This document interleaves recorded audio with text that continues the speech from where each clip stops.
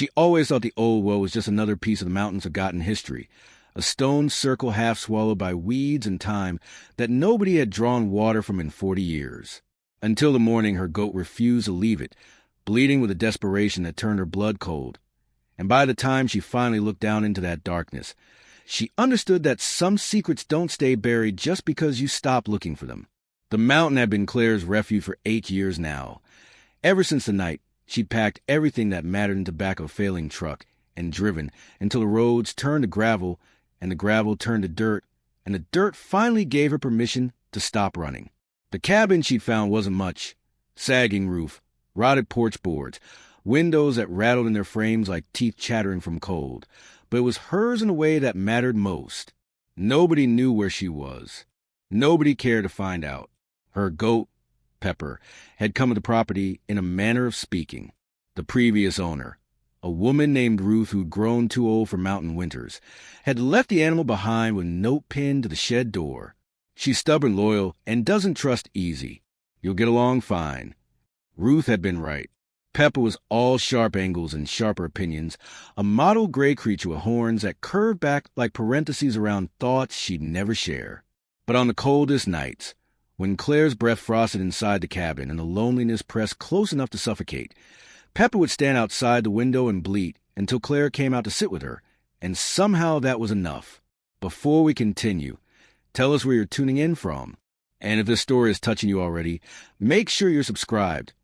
I've got something extra special saved for tomorrow. Life up here followed rhythms Clare had learned to trust. Wake before dawn. Split kindling while the sky turned from black to gray to that particular shade of blue that only existed above 10,000 feet. Feed Pepper. Check the rain barrels. Haul water from the creek when the barrels ran dry. Patch whatever the wind had damaged overnight. Survive. Repeat. It wasn't the life she'd imagined as a girl, back when the world had seemed full of promises it had no intention of keeping, but it was honest. The mountain didn't lie. It didn't pretend to be anything other than hard and cold and indifferent, and there was a strange comfort in that. The well sat about 50 yards from the cabin, tucked into a small clearing where the pines thinned, and gave way to scrub brush and rock. It was old in the cabin, older than Ruth, older than anyone Clare had ever asked about it. The stonework around its mouth was fitted so precisely that no mortar showed between the blocks, each one shaped by hands that had understood their craft in a way modern tools had forgotten. A rusted iron grate covered the opening, bolted down with anchors that had fused into the stone decades ago. Clare had tried to lift it once, early on, curious about the depth, about whether the water was still good. But the grate hadn't budged, and she'd given up. Some things, she decided, were better left alone. Pepper had always avoided the well. Even on her widest wandering loops through the property, the goat would veer around it, giving the stone circle the same wary respect she gave the deadfall traps Clare set for rabbits. Animals knew things people had forgotten how to sense, the places where the earth felt wrong, where something underneath didn't sit quite right. Clare had learned to trust that instinct. If Pepper didn't like the well, then Clare didn't need to like it either. But 3 days ago, something changed. Clare woke that morning to silence, the kind of silence that made her sit up before her mind fully caught up to her body. Pepper always bleated at dawn, a loud, insistent sound that meant feed me now or suffer my judgment. But the porch was quiet. The clearing was quiet. Even the birds seemed to have taken the morning off. She pulled on her boots, still damp from yesterday's creek crossing, and stepped outside. Frost clung to everything, turning the world silver and brittle. Her breath hung in the air like smoke. "Pepper," she called, her voice cracking slightly from disuse. She didn't talk much up here. Didn't need to. The mountain didn't require conversation. No answer. No hoofbeats. No indignant bleat. Clare's chest tightened in that old familiar way, the way it used to tighten when she lived down in the valley, and every unexpected silence meant something bad was coming. She'd left that life behind, walked away from the man whose hands had left bruises shaped like regret, from the family who told her she was overreacting, from the job that had paid just enough to keep her trapped, but never enough to let her leave. She'd promised herself the mountain would be different, safe, predictable. But Pepper was gone, and the silence felt like a held breath. Clare grabbed the walking stick she kept by the door, thick pine worn smooth by her grip, and started across the clearing. She checked the shed first. Empty. Then the lean-to where she stored firewood. Nothing. The small vegetable patch she'd managed to coax into reluctant production. Untouched. Her pulse started to climb. That old adrenaline response she thought she left behind kicking in despite her best efforts to stay calm. Then she heard it. Faint, distant, but unmistakable. A bleat, sharp and urgent, coming from the direction of the well. Clare's stomach dropped. She broke into a jog, boots crunching through frost-stiff grass, branches scratching at her jacket. The clearing opened up ahead, and there, pressed against the stone rim of the well like she was trying to physically merge with it, stood Pepper. The goat's head was lowered, horns nearly touching the iron grate, and she was making a sound Clare had never heard before, a low, continuous keen that was part distress and part something else. Something that sounded almost like pleading. Pepper? Clare slowed as she approached, instinct telling her not to spook the animal. What are you doing out here? The goat didn't turn, didn't acknowledge her at all, just kept pressing against the well, hooves scrabbling the stone, that awful keening sound vibrating through her chest. Clare crouched beside her, reaching out slowly to touch Pepper's flank. The goat's coat was damp with sweat despite the cold, her muscles trembling beneath Clare's palm. Hey, it's okay. What's wrong? Pepper finally looked at her then, and Clare felt something cold slide down her spine. The goat's eyes were wide, pupils blown, but it wasn't fear she saw there. It was focus. Desperate, consuming focus. Like Pepper was trying to communicate something vitally important and couldn't understand why Clare wasn't listening. You want me to look? Clare asked quietly, feeling ridiculous at talking to a goat, but unable to shake the certainty that Pepper understood every word. The goat bleated once, sharp and insistent, then turned back to the well and pawed at the grate. Clare's hands were shaking as she leaned over the stone rim. The iron grate was still bolted down, but between the bars she could see darkness. Thick and absolute, the kind of darkness that didn't just mean absence of light, but presence of depth. She'd never actually looked into the well before, not really, had never wanted to. Hello? She called down, feeling her voice disappear into that void like a stone dropped into deep water. Nothing. No echo. No splash. Just silence, and beneath the silence, something else. A smell, faint but wrong. Not rot, not decay, but something chemical and sharp, like old batteries left to corrode, or metal oxidizing in places metal shouldn't be. Pepper bleated again, more urgently this time, and Clare pulled back from the well, heart hammering. Okay, I hear you. But I can't. There's nothing I can do. The grate's bolted down. Whatever you're smelling, whatever's down there, it's staying down there. The goat stamped her hoof, a gesture so clearly frustrated that Clare almost laughed despite the unease crawling under her skin. She stood, brushing frost from her knees, and tried to coax Pepper away from the well. Come on, girl. Let's get you some food. You'll feel better.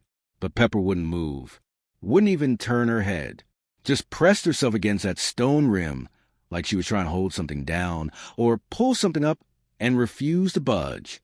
Clare tried for 20 minutes, coaxing, pleading, finally attempting to physically drag the goat away by her collar. Pepper dug in her hooves and bleated so loudly that birds exploded from the nearby pines in a panic cloud. The sound was so raw, so filled with desperate urgency, that Clare finally stepped back, hands raised in surrender. Fine, she said, voice shaking. Fine, you stay here. But I'm bringing you food and water, because you're going to get yourself killed out here. She did exactly that, hauled a bucket from the creek, brought out a coffee can full of grain, set both beside the well where Pepper could reach them without moving. The goat drank, ate a little, but never left her post. Never stopped watching that grate like something precious or dangerous, or both was waiting just beyond her reach. By nightfall, Clare had tried everything she could think of. She'd examined the well from every angle, looking for cracks in the stone, for signs of instability, for anything that might explain Pepper's behavior. She called down into it again and again, listening for echoes, for movement, for any hint of what might be below.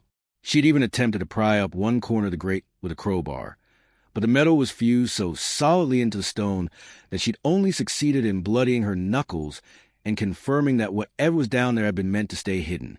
That first night, Clare barely slept. She kept the cabin door cracked open so she could hear Pepper, and every time the goat bleated, which was often, Clare jerked awake with her heart racing and that old trapped feeling rising in her throat. By morning, exhaustion had hollowed her out, left her moving to the routine of survival on autopilot. Split wood, boil water, check on the goat, who refused to abandon her vigil. Pepper looked worse. Her coat was matted now, her eyes rimmed with the kind of exhaustion Clare recognized from her own reflection. But the goat hadn't moved, hadn't given up. Whatever was calling to her from below, that iron grate was stronger than hunger, stronger than cold, stronger than the basic animal instinct for self-preservation. Clare brought more water, more grain, sat beside the well with her back against the stone, close enough to Pepper that the goat's warmth pressed against her leg. The mountain morning unfolded around them, frost melting into dew, sun climbing through the pines, light turning from gray to gold. It should have been beautiful. It should have been peaceful. Instead, Clare felt like she was sitting beside a wound that hadn't started bleeding yet, but would soon. "What's down there?" she whispered, not expecting an answer, not sure she wanted one. Pepper bleated softly, almost conversationally, and lowered her head to rest against Clare's shoulder. The gesture was so unexpected, so unlike the goat's usual prickly independence, that Clare felt her eyes burn with sudden tears she had no right to shed. She'd come to this mountain to get away from caring about things, from the vulnerability that came with connection. But here was this stubborn creature refusing to let her hide from the simple fact that sometimes caring was the only response that made sense. "Okay," Clare said quietly, reaching up to scratch behind Pepper's ears. "Okay, I'll figure this out. I promise." By the second day, Clare's concern had sharpened into something closer to fear. Pepper was visibly weakening. The goat still ate when Clare hand-fed her, still drank when water was offered, but she'd stopped moving at all. Just stood there, legs locked, head low, guarding that well like her life depended on it, or like someone else's did. That thought arrived with the force of revelation. Clare straightened, staring at the grate. What if something or someone was actually down there? What if Pepper wasn't reacting to a smell or a sound, but to a presence? Animals could sense things humans missed. Heat signatures, vibrations, distress frequencies too low or too high for human ears. What if someone had fallen into the well? What if they were trapped, hurt, calling for help in ways only Pepper could detect? The possibility made Clare's mouth go dry. She'd assumed the well was sealed, forgotten, empty of everything but darkness and time. But what if she was wrong? What if those rusted bolts and that iron grate weren't keeping something in, but keeping help out? She ran back to the cabin, grabbed her toolbox, and returned with a socket wrench and a determination that bordered on desperation. The bolts holding the grate were fused with rust, but rust could be broken. It just took patience and force and a willingness to skin your knuckles until they bled. Clare worked for hours, sweat soaking through her shirt despite the cold, muscles screaming from the repetitive strain.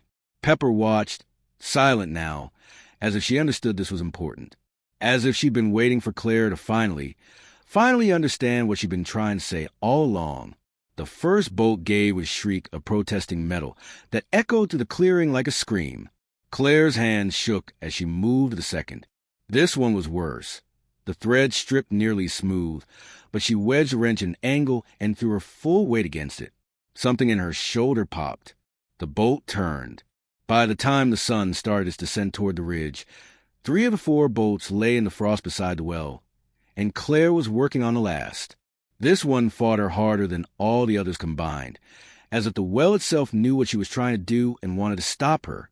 But Clare had learned stubbornness from her goat, and she didn't stop, didn't quit, didn't let the pain in her hands or the exhaustion in her bones convince her to walk away. The final bolt gave just as the light started to fail. The wrench slipped from Clare's grip and clattered against the stone. For a moment, she just knelt there, breathing hard, hands bleeding, unable to quite believe she'd done it. Pepper bleated once, softly, and the sound was so full of relief and gratitude that Clare felt her throat close up all over again. Okay, she whispered.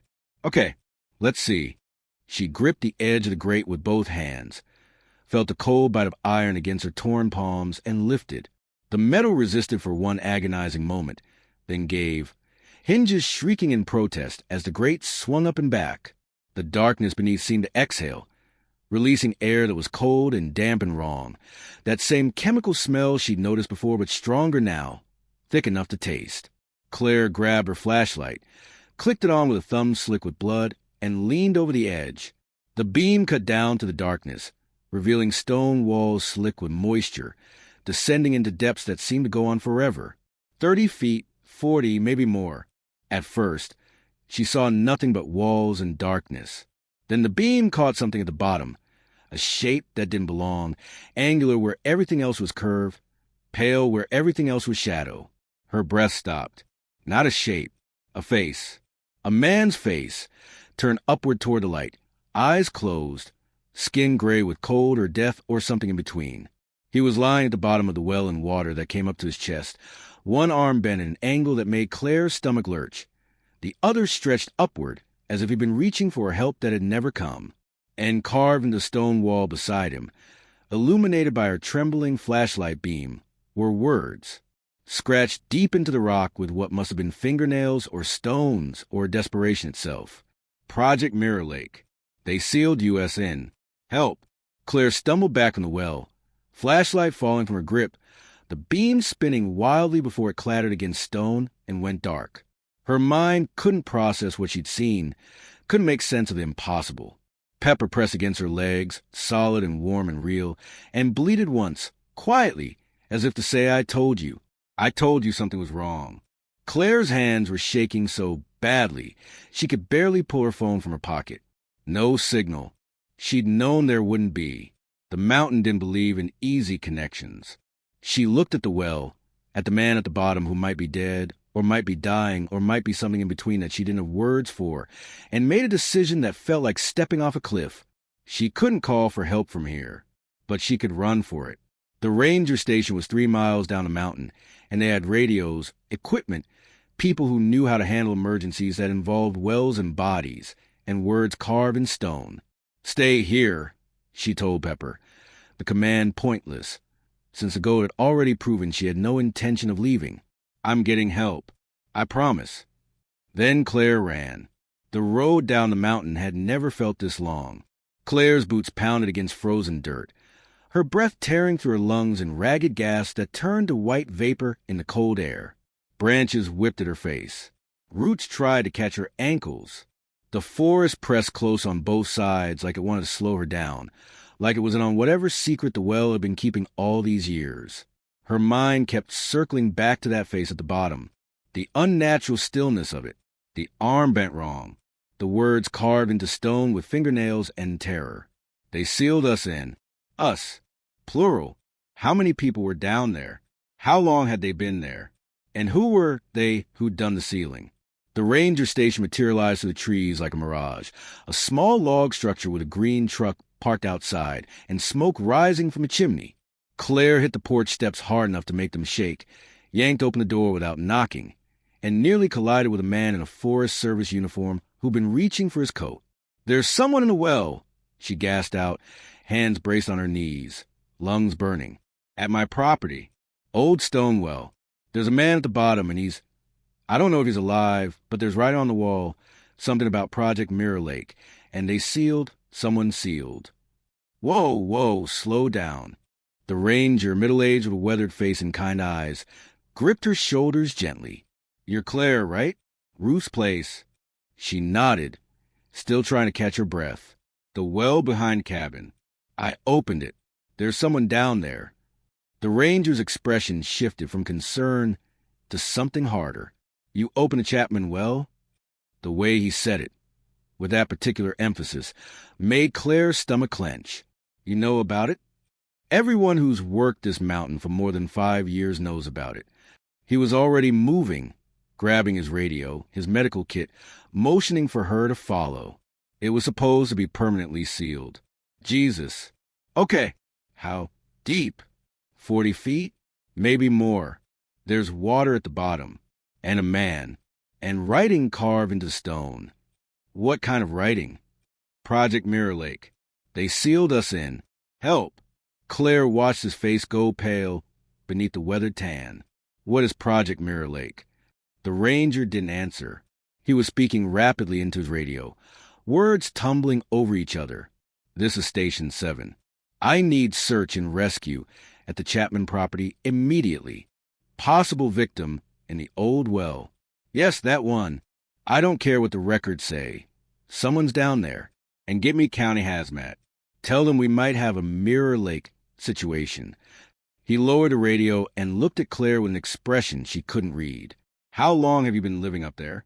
8 years. And nobody told you about the well? Ruth left a note about the goat. That's it. Claire's voice sharpened. What's Mirror Lake? The ranger opened his mouth, closed it, then sighed heavily. Get in the truck. I'll explain on the way up. But Claire, you need to understand something. If there really is someone in that well, if the seals failed, this isn't just a rescue. This is a contamination event.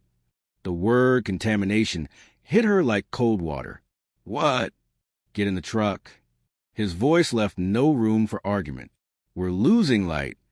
The drive back up the mountain took 12 minutes that felt like hours. The ranger, whose name was Tom Hadley, kept his eyes on the road and his voice carefully level as he explained things Claire wished she could unhear. Mirror Lake was a mining operation. Started in the 60s, ran through the early 80s. They were pulling uranium out of the mountain for government contracts. Legitimate at first, then less so. By the end, they were cutting corners, dumping tailings in places they shouldn't, exposing workers to levels of radiation that would make your teeth fall out. He navigated a sharp curve without slowing. In '83, there was an accident. Tunnel collapse. 12 men trapped. The company claimed they did everything possible. But the truth is they sealed the tunnels with the men still inside because it was cheaper than a rescue that might have exposed how badly they'd violated safety protocols. Claire felt bile rising in her throat. They left them to die? They left them to disappear. Paid off families. Falsified records. The government came in, declared the whole operation a Superfund site, and buried it under enough red tape and concrete to keep it quiet for 40 years. Tom's knuckles were white on the steering wheel. The wells were part of the ventilation system. They were supposed to be permanently sealed with concrete plugs. If one's open, if someone's down there, it means the seals failed, Claire finished quietly, or someone removed them. Tom glanced at her. Your well wasn't just any well. It was well 7, one of the primary access points. If the company really did seal men in those tunnels, that well would have been one of the last places where someone could have gotten out or gotten help. The implications crashed over Claire in waves. The man at the bottom of the well hadn't fallen in by accident. He'd been trying to escape. And if the writing on the wall was fresh, if it had been carved recently, that meant, how long can someone survive down there? She asked, voice barely above a whisper. In those conditions, with potential radiation exposure. Tom's expression was grim. Depends on a lot of factors. But Claire, you need to prepare yourself. Whoever's down there has probably been there a long time. The chances are still. My goat knew, Claire interrupted. 3 days ago, she started refusing to leave the well, like she could hear something or smell something. Animals sense things we don't, right? If he was already dead, would she have reacted that way? Tom didn't answer, but his foot pressed harder on the accelerator. By the time they reached the cabin, 2 other vehicles were already there, a county sheriff's SUV and an unmarked van that had hazmat written all over it even without visible labels. Claire's stomach twisted at the sight. This was real. This was happening. Her quiet mountain refuge was about to be invaded by the very kind of attention she'd spent 8 years avoiding. Pepper was still at the well, still standing vigil, though she'd lain down now, her legs folded beneath her, her head resting on the stone rim like she was too exhausted to hold it up anymore. When she saw Claire, the goat bleated weakly, and the sound was so full of relief it made Claire's chest ache. I'm here, Claire whispered, dropping to her knees beside Pepper and wrapping her arms around the goat's neck. I'm here. Help's coming. A woman in a hazmat suit approached. moving with the careful deliberation of someone who knew exactly how dangerous the situation could be. She crouched beside the well, aimed a flashlight down, and went very still. "Jesus Christ," she breathed. "There really is someone down there." "Is he alive?" Claire asked, the question scraping her throat raw.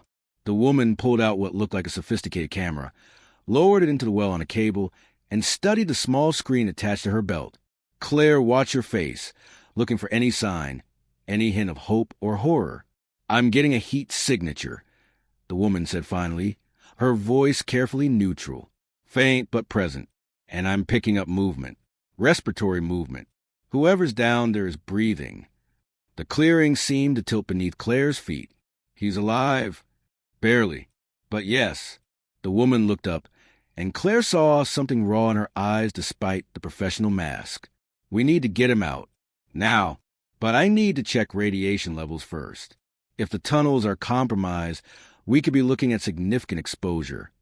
She pulled out a handheld device that ticked and clicked as she waved it over the well opening. The ticking intensified, then settled into a steady rhythm that made the woman's jaw tighten. "Elevated," she said quietly. "Not immediately dangerous, but higher than background. We're going into full containment protocol." She turned to the sheriff's deputy. "Clear the area. Set up perimeter at 50 yards. No one without protective gear gets closer than that." "I'm not leaving," Claire said flatly.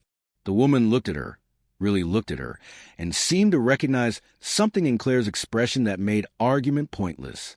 "Then you suit up, and you follow every instruction I give without question." "Understood." Claire nodded. They fitted her with a hazmat suit that was too large, the sleeves hanging past her hands, the helmet fogging slightly with each breath. She felt ridiculous and terrified, and more purposeful than she'd felt in 8 years. Pepper watched from just outside the perimeter, still refusing to leave, still keeping her vigil even as strangers swarmed the clearing with equipment and urgency. The rescue team worked with practiced efficiency. They set up a tripod over the well, attached a winch system, and lowered a specialized stretcher basket on cables that hummed as they played out. The lead rescuer, a compact man with a Brooklyn accent and hands that moved with absolute certainty, descended first, rappelling down the well shaft with a headlamp that cut the darkness into manageable pieces. His voice crackled over the radio. "I've got him. Male, approximately 60 to 70 years old. Severe hypothermia. Compound fracture of the left radius. Possible spinal involvement. He's conscious, but unresponsive to verbal stimuli. I'm securing him now." Claire's hands clenched into fists inside the oversized gloves. Conscious. He'd been down there conscious, for God knew how long, and she'd been living 50 yards away completely unaware. "There's something else down here," the rescuer's voice continued, and now there was an edge to it that made everyone in the clearing go still. "The writing on the wall, it's not just one message. The whole shaft is covered in it. Names, dates, coordinates. This guy wasn't just trying to get out. He was documenting something." Tom moved closer to the well. "Can you read any of it?" "Yeah, give me a second." A pause, filled with the sound of shifting equipment and harsh breathing. "Okay, I've got Tunnel K7, 62 barrels, buried March 82. And here, Foreman Russo knew. Company knew. They all knew. Jesus, there's a list here. Names and dates. Miller, collapsed September 14th, 83. Patterson, collapsed September 14th, 83. That's the accident date. The hazmat specialist's face had gone ashen. He was there. He was one of the miners they sealed in. Not just there, the rescuer corrected. Still here. And from the looks of these scratches, he's been adding to this wall for 40 years. The words hung in the cold air like frost. 40 years. Trapped in darkness and water and slowly accumulating radiation. Surviving on God knew what. Writing his testimony on stone walls because there was no other way to make the truth heard. The winch engaged with mechanical whine that seemed too loud, too harsh for what it was carrying. Claire watched the cables rise, inch by inch, pulling the stretcher basket up from depths that held a man captive for longer than she'd been alive. The clearing had gone silent, except for the winch and the wind in the pines, and Pepper's quiet, exhausted breathing. When the basket finally emerged into the fading light, Claire saw him clearly for the first time. The man was emaciated, his skin the color of old paper, his hair and beard a wild tangle of gray that hung past his shoulders. His eyes were open but unfocused, staring at nothing or at everything, or at things only visible to someone who'd spent decades in the dark. His left arm was bent at an impossible angle, the bone visibly displaced beneath skin that looked too thin to contain it. But he was breathing. His chest rose and fell with shallow, determined breaths. He was alive. The medical team swarmed him immediately, checking vitals, starting in 4-line, wrapping him in thermal blankets. Claire stood back, suddenly unsure of her place in this, unsure what role a woman who'd only lived here 8 years could possibly play in a tragedy that had been unfolding for 4 decades. Then the man's eyes moved, found her through the crowd of rescuers in hazmat suits and chaos, and his mouth opened. The sound that came out was barely a whisper, rough as gravel scraped over stone, but in the sudden silence of the clearing it carried with perfect clarity. "Pepper," he rasped. "Good girl. You brought help." Claire's knees went weak. She looked at the goat, still lying at the edge of the perimeter, still watching. Then back at the man who shouldn't have known her goat's name, who shouldn't have known anything about the world above ground after 40 years below it. "How do you know?" she started, but Tom gripped her shoulder, shaking his head. "Later. Let them work." But Claire couldn't look away from the man's face, from the expression there that was equal parts exhaustion and vindication, and something that might have been peace. He'd survived long enough to be found, long enough to have his testimony pulled from the darkness, long enough for Pepper's stubborn, inexplicable vigil to finally make sense. They loaded him into the ambulance with practiced speed. The hazmat specialist approached Claire, her voice muffled by the suit, but still carrying authority. "We need to quarantine you for observation. You've had direct exposure to the well site. It's protocol." "For how long?" 72 hours minimum. We'll run decontamination procedures, check your levels, make sure you're not showing signs of radiation sickness." The woman's eyes softened slightly. "You did the right thing, opening that well, but now you need to let us make sure you're okay." Claire wanted to argue, wanted to demand answers about the man, about Project Mirror Lake, about how a goat had known what decades of official records had denied. But exhaustion hit her like a physical weight, and she nodded. Before they led her away, she looked back at Pepper one more time. The goat had finally stood up, was shaking the stiffness from her legs with that particular stubborn dignity she brought to everything. Their eyes met across the clearing, and Claire felt something settle in her chest, a connection that went deeper than ownership or companionship, a recognition between two beings who'd both learned to survive in a world that hadn't always wanted them to. "Take care of her," Claire told Tom. "Please. She doesn't trust easy." Tom smiled faintly. "None of the good ones do. I'll make sure she's looked after." As they drove Claire down the mountain in a vehicle designed for contamination containment, she pressed her hand against the window and watched her cabin disappear into the trees. The last thing she saw was Pepper, still standing by the well, still keeping watch over the opening she refused to abandon, still bearing witness to a secret that was finally coming to light. The decontamination facility was 30 miles away, a sterile complex of white walls and fluorescent lights that made Claire's eyes ache after years of living by candlelight and dawn. They put her in a private room with a shower that ran cold despite the sign promising hot water, gave her hospital scrubs that smelled of industrial detergent, and took blood samples that left bruises blooming purple across her inner arms. For 3 days, she existed in a strange limbo of waiting and wondering. Nurses came and went, checking her vitals, asking about symptoms, explaining very little. She wasn't sick, they assured her, just being cautious. Standard procedure for potential radiation exposure. Nothing to worry about. But Claire had learned years ago to recognize the particular flavor of lies told for her own good, and these people were definitely lying, or at least omitting. There was too much tension in their voices, too much careful neutrality in their expressions. Something was happening beyond the sterile walls of her quarantine room, something they didn't want her to know about yet. On the second day, Tom visited. He came in wearing a visitor's badge and carrying a folder thick with papers that he set on the table between them without opening. "How's Pepper?" Claire asked before he could say anything else. "Stubborn as hell and eating everything in sight. I've got her stay with a friend who raises goats. She's fine. Keeps looking toward the mountain like she's waiting for you to come back." Tom smiled slightly. "You've got a good animal there. She's the one who saved him. Not me.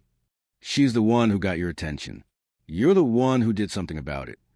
Tom's smile faded. "Claire, I need to tell you some things. About what we found." Claire leaned forward. "Is he alive? The man from the well?" "Alive, yes. Stable? That's more complicated." Tom rubbed his face tiredly.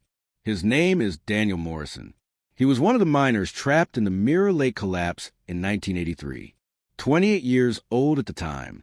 The company reported him dead along with the others. Paid his wife a settlement. She remarried 7 years later, thinking she was a widow. The math made Claire's head spin. He's been down there for 41 years? Not the entire time in the well. From what we pieced together, he survived in the tunnels for years, maybe decades. There was water seeping through, enough to drink, rats and insects to eat when he got desperate enough. He's severely malnourished, suffering from multiple radiation-related illnesses, and his psychological state is, understandably, fragmented. But he's lucid enough to tell us about the barrels. The uranium waste? Tom nodded grimly. 62 barrels in Tunnel K7 alone. He mapped 7 other dump sites before he stopped being able to explore. The company buried all of it under false documentation, claimed it had been properly disposed of at federal facilities. In reality, they just sealed in the mountain and hoped the rock would contain it forever. And it hasn't. No, the seals are failing. We've got elevated readings all through the aquifer. The creek you've been drinking from for 8 years runs directly through one of the contaminated zones. Tom's voice gentled. "Your levels are elevated, Claire. Not dangerous yet, but higher than they should be. You're going to need ongoing monitoring." The news should have terrified her. Maybe it would later when the shock wore off. Right now, all Claire felt was a strange, cold clarity. What about everyone else? How many people have been drinking that water? We're testing the whole valley, but it's been 40 years. A lot of people have come and gone. Tracking exposure is going to be nearly impossible. Tom opened the folder, and Claire saw maps marked with red zones and hazard symbols. The EPA is taking over the site. Full remediation, which could take years. Your cabin is right in the middle of the primary contamination zone. Claire understood what he wasn't saying. "I can't go back. Not for the foreseeable future. I'm sorry." She should have felt loss. The cabin had been her refuge, her escape, her proof that she could survive on her own terms. But sitting in that sterile room, looking at maps of poison buried in her mountain, all she felt was anger. Anger at the company that had value profit over lives. Anger at the officials who'd accepted convenient lies. Anger at a system that could disappear 12 men and call an accident. "What happens to Daniel?" she asked.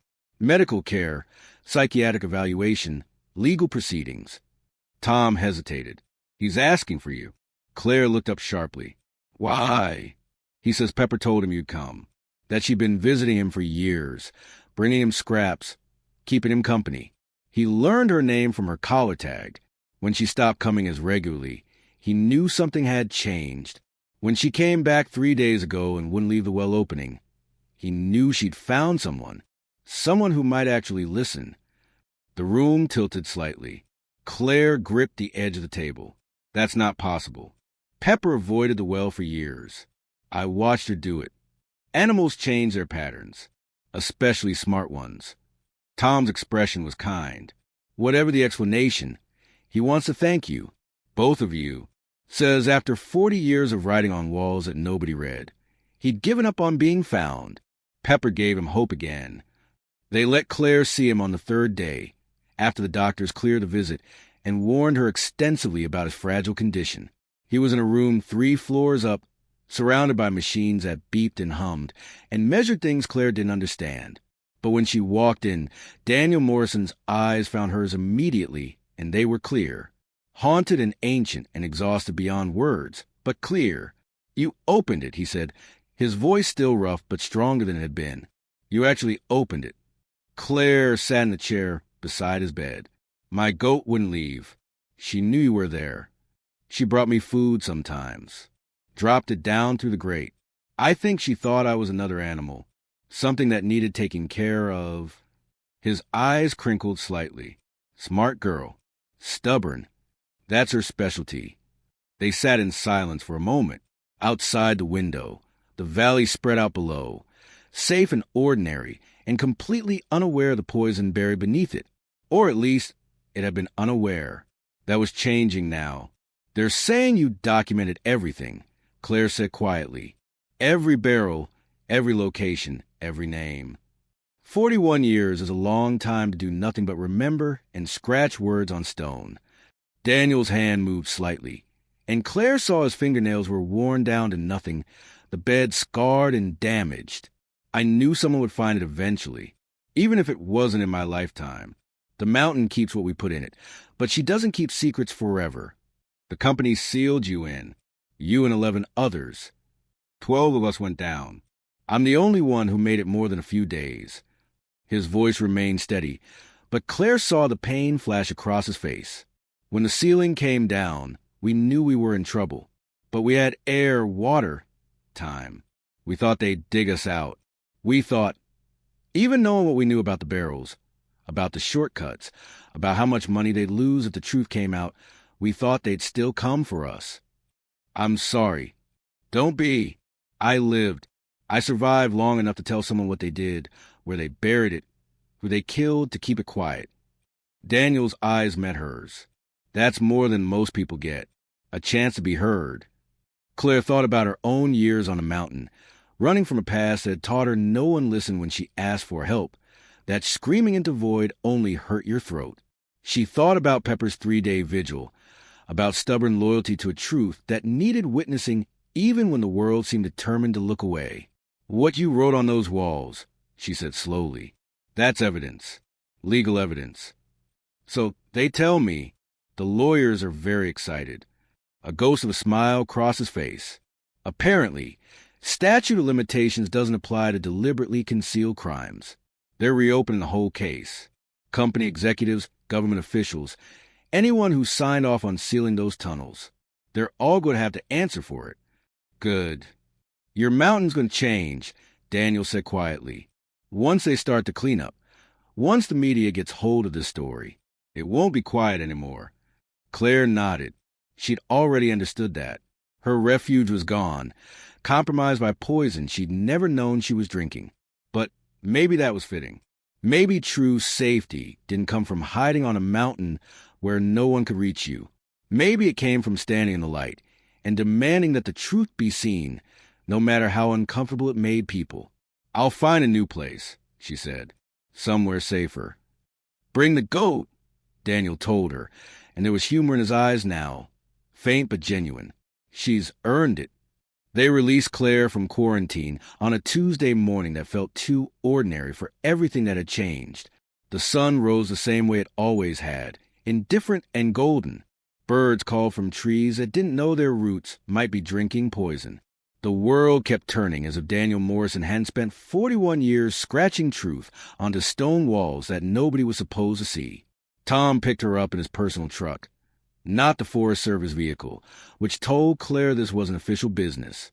Pepper sat in the truck bed, secure with a harness Claire had never seen before, and the moment the goat saw her, she bleated so loudly that a nurse dropped her clipboard 3 floors up.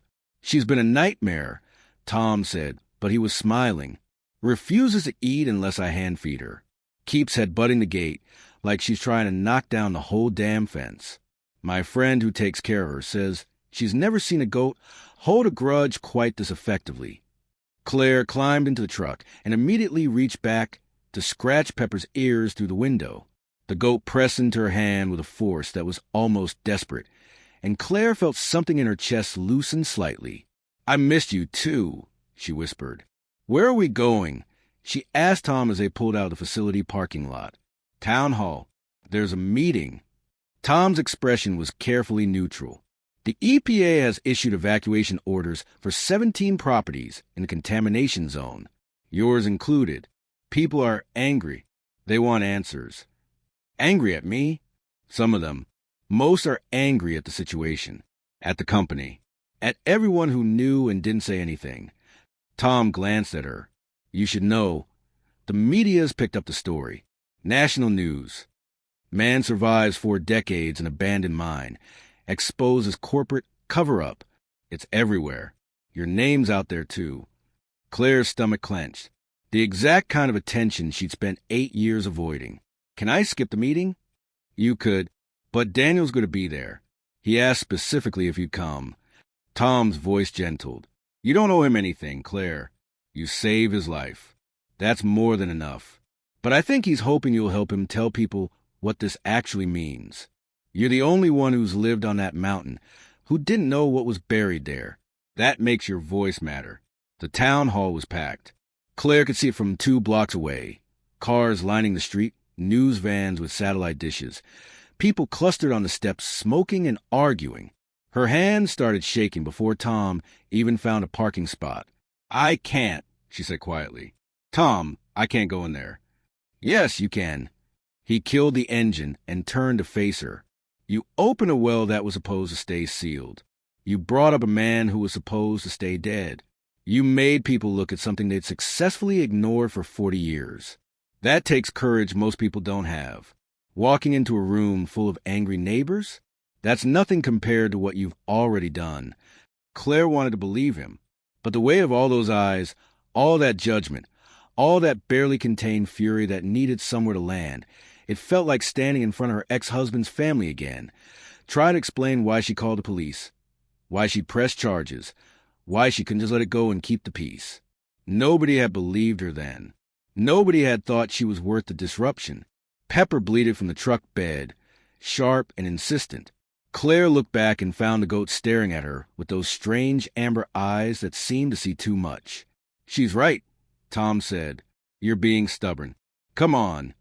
If you're hooked on this story, make sure to subscribe and turn on notifications so you never miss an upload. Your support means everything and helps me bring you more incredible mountain stories like this one. The crowd inside the town hall was a wall of heat and noise and barely suppressed rage. Claire recognized some faces. People she'd nodded to at the general store, the mechanic who'd fixed her truck, the woman who ran the post office, and always asked about Pepper. But there were more strangers and familiar faces. People from down valley who drunk the contaminated water, whose children had played in the contaminated creek, who were only now learning they'd been lied to for decades. A makeshift stage had been set up at the front of the room. A woman in an EPA windbreaker stood behind a microphone, trying and failing to call the meeting to order. Beside her sat Daniel Morrison in a wheelchair, his left arm in a cast that went from fingertips to shoulder, oxygen tubes running to his nose. He looked smaller in the harsh fluorescent light, frilier, like a strong wind might blow him away. But his eyes were clear and focused, scanning the crowd with the same determination Claire had seen in the quarantine room. When he spotted her near the back, he raised his good hand and beckoned. Tom nudged her forward. Go on. Claire made her way through the crowd, feeling every stare, every whispered question. That's her. That's the woman who lived on the Chapman property. Did she know? How could she not know? The judgment was a physical thing, pressing against her skin, making it hard to breathe. But she kept walking, put one foot in front of the other until she reached the front, where Daniel was waiting. Thank you for coming, he said quietly, and the gratitude in his voice was so raw it hurt to hear. The EPA representative finally got the room quiet enough to speak. She introduced herself as Dr. Sarah Chun, explained that she'd been leading the emergency response team, and launched into a technical explanation of contamination zones and remediation timelines that made Claire's head swim. The crowd grew restless, shouting questions she couldn't or wouldn't answer with specifics. Then Daniel reached for the microphone. The room went silent. Not quiet, silent. The kind of silence that happens when people realize they're about to hear something that matters. My name is Daniel Morrison, he said, his voice amplified but still rough, still carrying the weight of 41 years in the dark. Most of you have heard the news by now. I was one of 12 miners who went into Tunnel K7 on September 14th, 1983. We were there to check some readings, standard safety inspection. The ceiling came down. Tons of rock. No warning. We were trapped. He paused, took a careful breath through the oxygen tubes. We had air. We had water seeping through cracks. We thought we could last long enough for rescue. We waited for 3 days before we realized nobody was coming. Not because they couldn't reach us. Because they decided not to try. The room erupted. Angry shouts, disbelieving gasps, demands for proof. Daniel waited until the noise subsided before continuing. The company had been dumping uranium tailings in those tunnels for years. Barrels and barrels of radioactive waste, stored in chambers they swore were safe, sealed behind barriers they promised would last forever. We knew about it. All of us workers knew. We complained to management, filed safety reports, threatened to go to regulators. And then 12 of us who'd been most vocal ended up in a tunnel that collapsed at exactly the moment it would be cheapest to leave us there. Claire watched faces in the crowd change as understanding hit. This wasn't just negligence. This was murder disguised as accident. I don't know if they caused the collapse or just took advantage of it, Daniel continued. But I know they sealed the access points before they'd actually confirmed we were dead. I know they falsified rescue reports. I know they paid settlements to our families and called it closure. His voice cracked slightly. I know I listened to 11 good men die in the dark over the course of 2 weeks because I was lucky enough to find a pocket of the tunnel that had water and just enough space to survive in. A woman near the front was crying openly now. Others looked sick. Some looked furious in a way that had shifted from looking for someone to blame to understanding exactly who deserved it. I survived by moving through the old tunnels, found my way to ventilation shafts, to places where I could see lights sometimes, hear sounds from the world above. I knew about the well because I helped dig it back in the 60s before the mine expanded. It was supposed to be emergency access. Instead, it became my window to a world I couldn't reach. He gestured to Clare. This woman, Clare, she lived on that property for 8 years. Drank water from a creek I could tell her was contaminated. Breathed air that carried particles from barrels I could have warned her about. But I had no way to reach her. No way to tell anyone. All I could do was scratch coordinates and names and evidence onto stone walls and hope that someday, somehow, someone would find it. Daniel's good hand gripped the arm of his wheelchair. Her goat found me, started bringing me scraps, keeping me company. I don't know why. Animals sense things we don't, maybe. Or maybe she was just stubborn enough to care about something everyone else had forgotten. When she wouldn't leave the well 3 days ago, when she made enough noise to get Claire's attention, that's when everything changed. He looked at Claire, and she saw tears on his weathered face. She opened a well that had been sealed for 40 years. Pulled me out of darkness I'd accepted I would die in.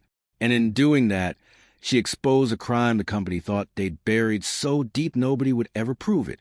But it's proven now. Every barrel I documented is being recovered.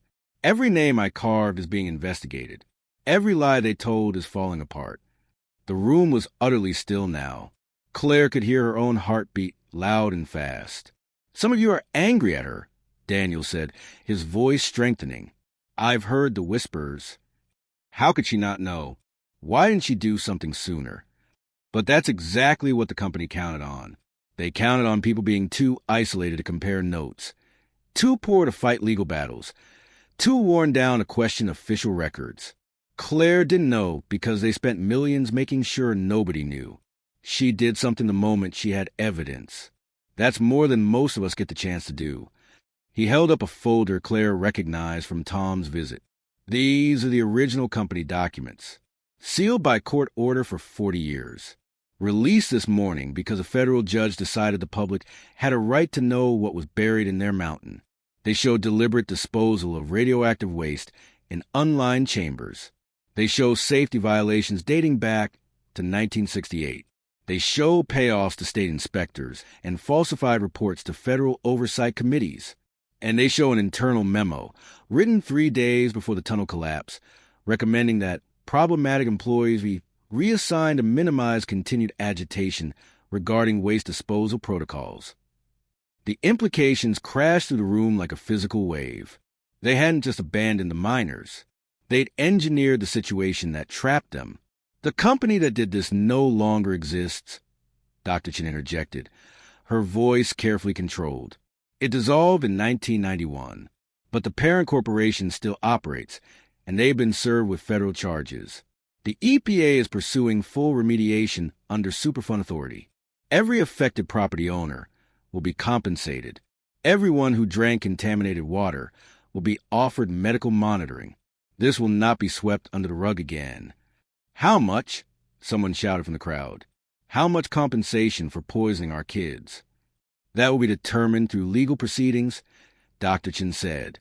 But I can tell you the preliminary estimates for remediation alone exceed $200 million. And that doesn't include health damages, property values, or punitive measures. The number was so large it felt meaningless. Claire tried to imagine what $200 million looked like spread across 17 displaced families, across decades of contamination, across lives that couldn't be bought back no matter how many zeros you added. A man stood up near the middle of the room. Claire recognized him vaguely. Someone who lived down valley, whose kid she'd seen playing in the creek. "I don't want money," he said, voice shaking. "I want my daughter to not have thyroid cancer. I want not wonder if her diagnosis 3 years ago had anything to do with the water we drank. I want someone to tell me this wasn't preventable." The silence that followed was awful, because they all knew it had been preventable. It had been prevented in the worst possible way, by burying the evidence along with the men who tried to expose it. Daniel's voice, when he spoke again, was quiet but carried in the stillness. "I can't give you that. I can't undo 40 years of contamination, but I can give you documentation. Proof. Names of people who knew and chose profit over safety. I can give you what I spent 4 decades preserving, the truth. What you do with that, how you fight, who you hold accountable, that's up to all of you now." He looked out at the crowd, at faces that ranged from grief-stricken to furious, to simply exhausted. "But I'll tell you what I told Claire. The mountain keeps what we put in it, but she doesn't keep secrets forever. This is coming out now, because one woman was stubborn enough to listen when an animal told her something was wrong. That's not luck. That's paying attention. That's caring enough to investigate when something doesn't feel right." Tom stepped forward then, adding his voice to Daniel's. "The Forest Service has been coordinating with the EPA and county authorities. We're setting up a resource center for affected residents. Medical screening, legal assistance, temporary housing support. Everything we can offer. And I want to echo what Daniel said. This happened because people looked away when it was convenient. The company executives who made these decisions, the officials who accepted their bribes, the inspectors who falsified reports, they all counted on everyone being too tired or too scared or too isolated to fight back. We're not doing that anymore." Another person stood, an older woman Claire had seen at the general store. "What about the other mines? There are 3 more old sites on this mountain. How do we know they're not the same?" "We're testing all of them," Dr. Chin confirmed. "Full site assessments, water quality analysis, soil sampling. If there's contamination, we'll find it. And if there's evidence of deliberate concealment, we'll prosecute it." The meeting went on for another 2 hours. People shouted, cried, demanded answers nobody could fully give. But underneath the anger, Claire sensed something shifting. A collective understanding that they'd been lied to, yes, but also that they had power now. Documentation. Evidence. A survivor who'd refused to let the truth die with him. When the crowd finally began to disperse, exhausted and overwhelmed but no longer directionless, Daniel beckoned Claire closer. "Walk with me?" he asked, gesturing to the wheelchair. "I could use some air." Tom pushed the wheelchair outside, where the evening had turned cool and clear. Stars were starting to emerge above the valley, indifferent and ancient. Pepper was waiting by the truck, and when she saw Daniel, she bleated once, loudly, and Tom laughed. "Should I let her out?" "Please," Daniel said. Tom opened the tailgate. Pepper jumped down with surprising grace for a goat who'd been on vigil for 3 days, and trotted directly to Daniel's wheelchair. She sniffed his cast, his oxygen tubes, his weathered face, then very gently pressed her head against his good hand. Daniel's eyes closed. His hand moved to scratch behind her ears, the gesture automatic and tender. "Thank you," he whispered, "for not giving up on me." Claire watched them together. This man who'd survived the impossible, and this goat who'd somehow known he needed saving, and felt something enormous and painful expand in her chest. Not quite grief, not quite hope, something in between that had no name. "What happens now?" she asked quietly. Daniel opened his eyes. Now the lawyers fight. The EPA cleans up what they can. People try to rebuild lives in places that feel safe again. He smiled faintly. "And I get to testify in court. 41 years of evidence carved in stone. They're going to make me repeat every word, identify every barrel, point at every name. It'll take months, maybe years. Will you be okay? Health-wise?" The doctors are cautiously optimistic, which means they're politely terrified but trying not to show it. His smile turned more genuine. "I've got tumors they're monitoring, bone density issues from malnutrition, radiation damage they're still cataloging. But I'm alive. I'm being heard. That's more than I had 3 days ago." "What about you?" Tom asked Claire. "Where will you go?"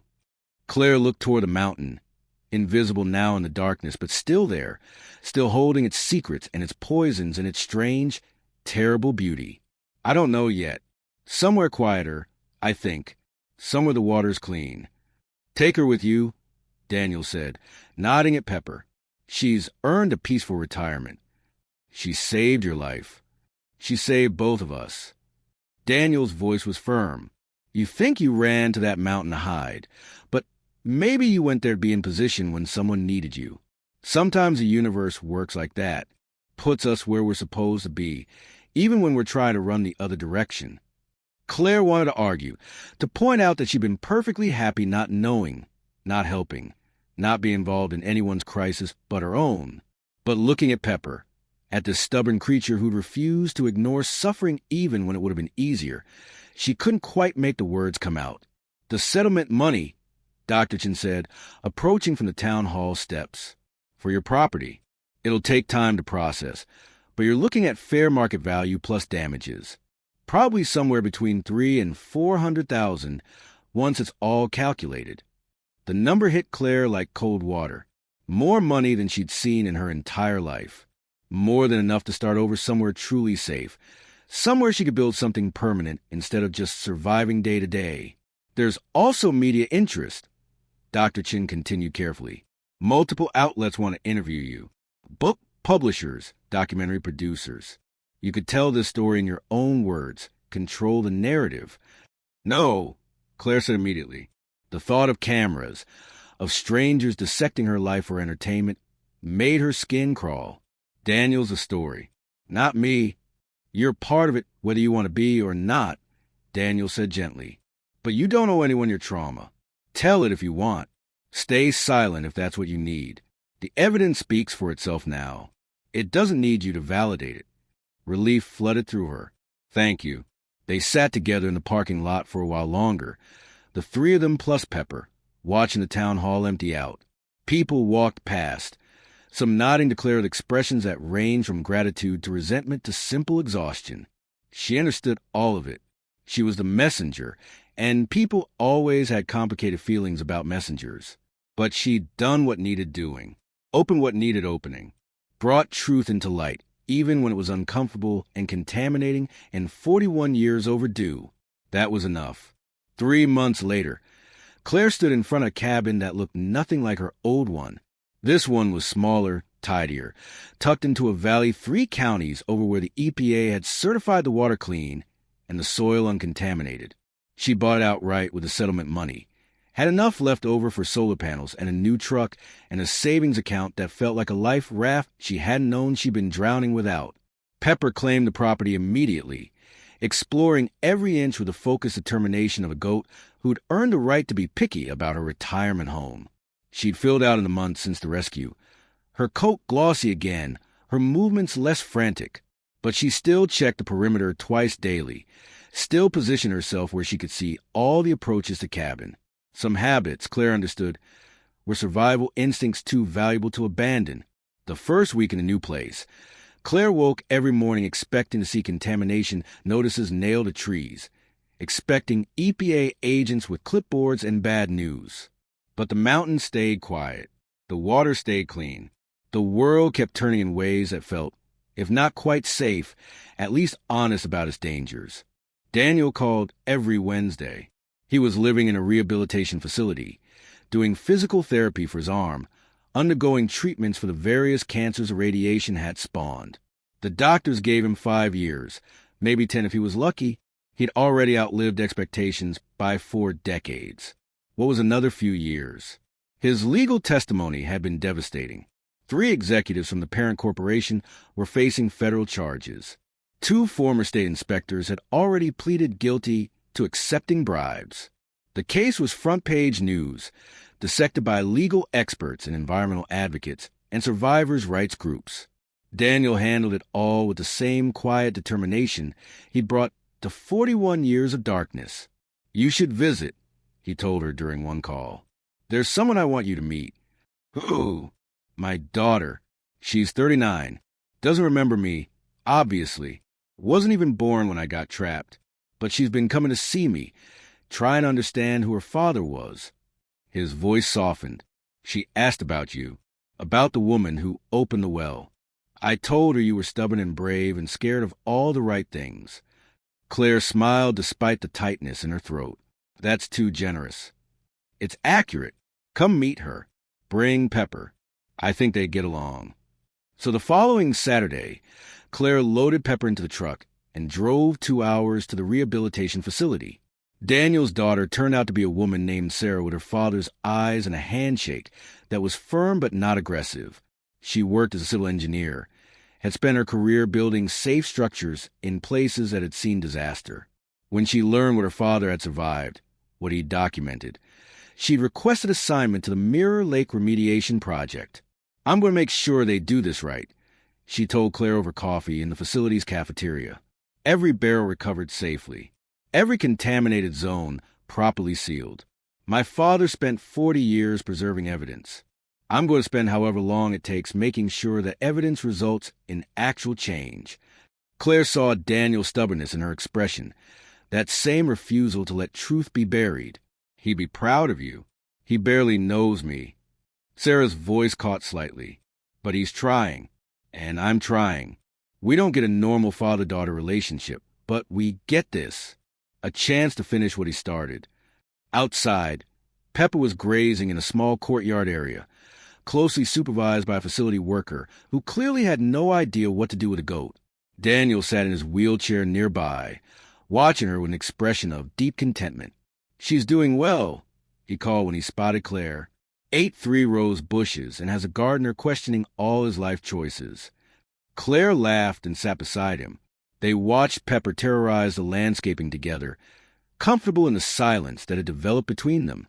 2 people who'd survived different kinds of darkness, different kinds of isolation, finding unexpected connection in aftermath. "I've been thinking," Daniel said eventually, "about writing it all down. Not the legal testimony. That's handled. But the personal parts. What it felt like. How I survived. Why I kept scratching coordinates on walls, even when I thought nobody would ever see them." He glanced at her. "The publisher Sarah contacted wants a book. Wants to pay enough that I could set up a foundation. For other people exposed to industrial contamination. Help with legal costs, medical bills, relocation. You should do it. I want you to help. Co-author. Your perspective matters too. The person who'd been living above it all, unknowing. The person who listened when your animal told you something was wrong." Daniel's expression was serious. "This isn't just my story anymore. It's about what happens when we pay attention to the warnings, even when they come from unexpected sources." Claire wanted to refuse, wanted to retreat back to her quiet cabin and her clean water and her private survival. But looking at Sarah, at this woman who was turning her father's 41 years of documentation into structural change, Claire understood that some stories demanded to be told, not for fame or profit, but because the silence had allowed too much harm for too long. "Okay," she said quietly. "I'll help." The book took a year to write. Claire worked on it in the early mornings, before the heat of the day, with Pepper lying in the sun outside the window. She wrote about the mountain, about the illusion of safety isolation had provided, about the moment Pepper refused to leave the well and everything changed. She wrote about quarantine and contamination, and the strange mathematics of trying to quantify how much money equaled justice for lives destroyed by greed. Daniel contributed chapters from the darkness, describing survival in terms so visceral Clare sometimes had to stop reading and step outside to breathe clean air. He wrote about the other 11 men, giving them names and histories and final moments that official records had erased. He wrote about the barrels, about watching uranium waste leak into water he drank because the alternative was dying of thirst. He wrote about hope as a choice he made every day, scratching one more coordinate, one more name, one more piece of evidence onto stone walls. The book came out on the 42nd anniversary of the tunnel collapse. It hit bestseller lists immediately, not because people wanted entertainment, but because they needed to understand how something so terrible could happen, could be hidden for so long, could finally be exposed by a woman, and a goat who refused to ignore what everyone else had successfully forgotten. The foundation Daniel established with the proceeds became a lifeline for communities across the country dealing with similar contamination. Legal support, medical advocacy, relocation assistance, everything he'd wished he'd had, offered to people who were just starting to understand they'd been poisoned by the very ground they trusted. Clare used her portion of the book money to buy land adjacent to her cabin, not to build on, but to protect. She had it certified as a conservation easement, ensured it would never be developed, never be mined, never be used for anything but being exactly what it was. Clean, quiet space where the water ran clear, and the only secrets buried were the ones geology had created over millennia. Pepper approved. The goat spent her retirement years exploring the expanded territory, bossing around the 2 younger goats Clare eventually adopted because Pepper seemed lonely, and goats, Clare had learned, were social creatures who needed their own kind. They drove each other crazy and refused to be separated, which felt appropriate somehow. Daniel lived for 6 more years, long enough to see the remediation completed, long enough to testify in 3 separate criminal trials, all of which resulted in convictions, long enough to meet 2 grandchildren he'd never known existed, to walk Sarah down the aisle at her wedding, to sit in the courtyard of his care facility and watch Pepper's kids headbutt each other with the focused intensity of creatures who knew their job was to be exactly as stubborn as their predecessor. When he died, it was quietly, in his sleep, surrounded by family who'd learned to love a man they thought they'd lost before they ever knew him. The obituary ran in newspapers across the country, not just as a human interest story, but as a reminder of what happens when profit matters more than people, and what can happen when someone refuses to let truth stay buried. Clare spoke at his memorial service. She kept it brief, her voice shaking only slightly as she described the moment she looked down into that well and seen a face looking back, the moment everything had changed. Daniel told me once that the mountain keeps what we put in it, but doesn't keep secrets forever, she said to the gathered crowd. He was right, but secrets don't reveal themselves. They require witnesses. They require people stubborn enough to investigate when something feels wrong, brave enough to expose what they find, strong enough to demand accountability even when the powerful insist nothing is wrong. She paused, searching for words that felt adequate and finding none. He survived 41 years in darkness, so the truth wouldn't die with him. We owe it to him, and everyone whose suffering was deliberately hidden, to make sure that survival meant something, to make sure the changes that came from his testimony are permanent, to never again let profit justify poisoning people who trusted the ground beneath their feet. The applause that followed was quiet, respectful, heavy with the weight of understanding that Daniel's story wasn't unique, that across the country, across the world, there were other wells, other tunnels, other deliberately buried secrets waiting for someone stubborn enough to dig them up. 10 years after opening the well, Clare still lived in a cabin with clean water.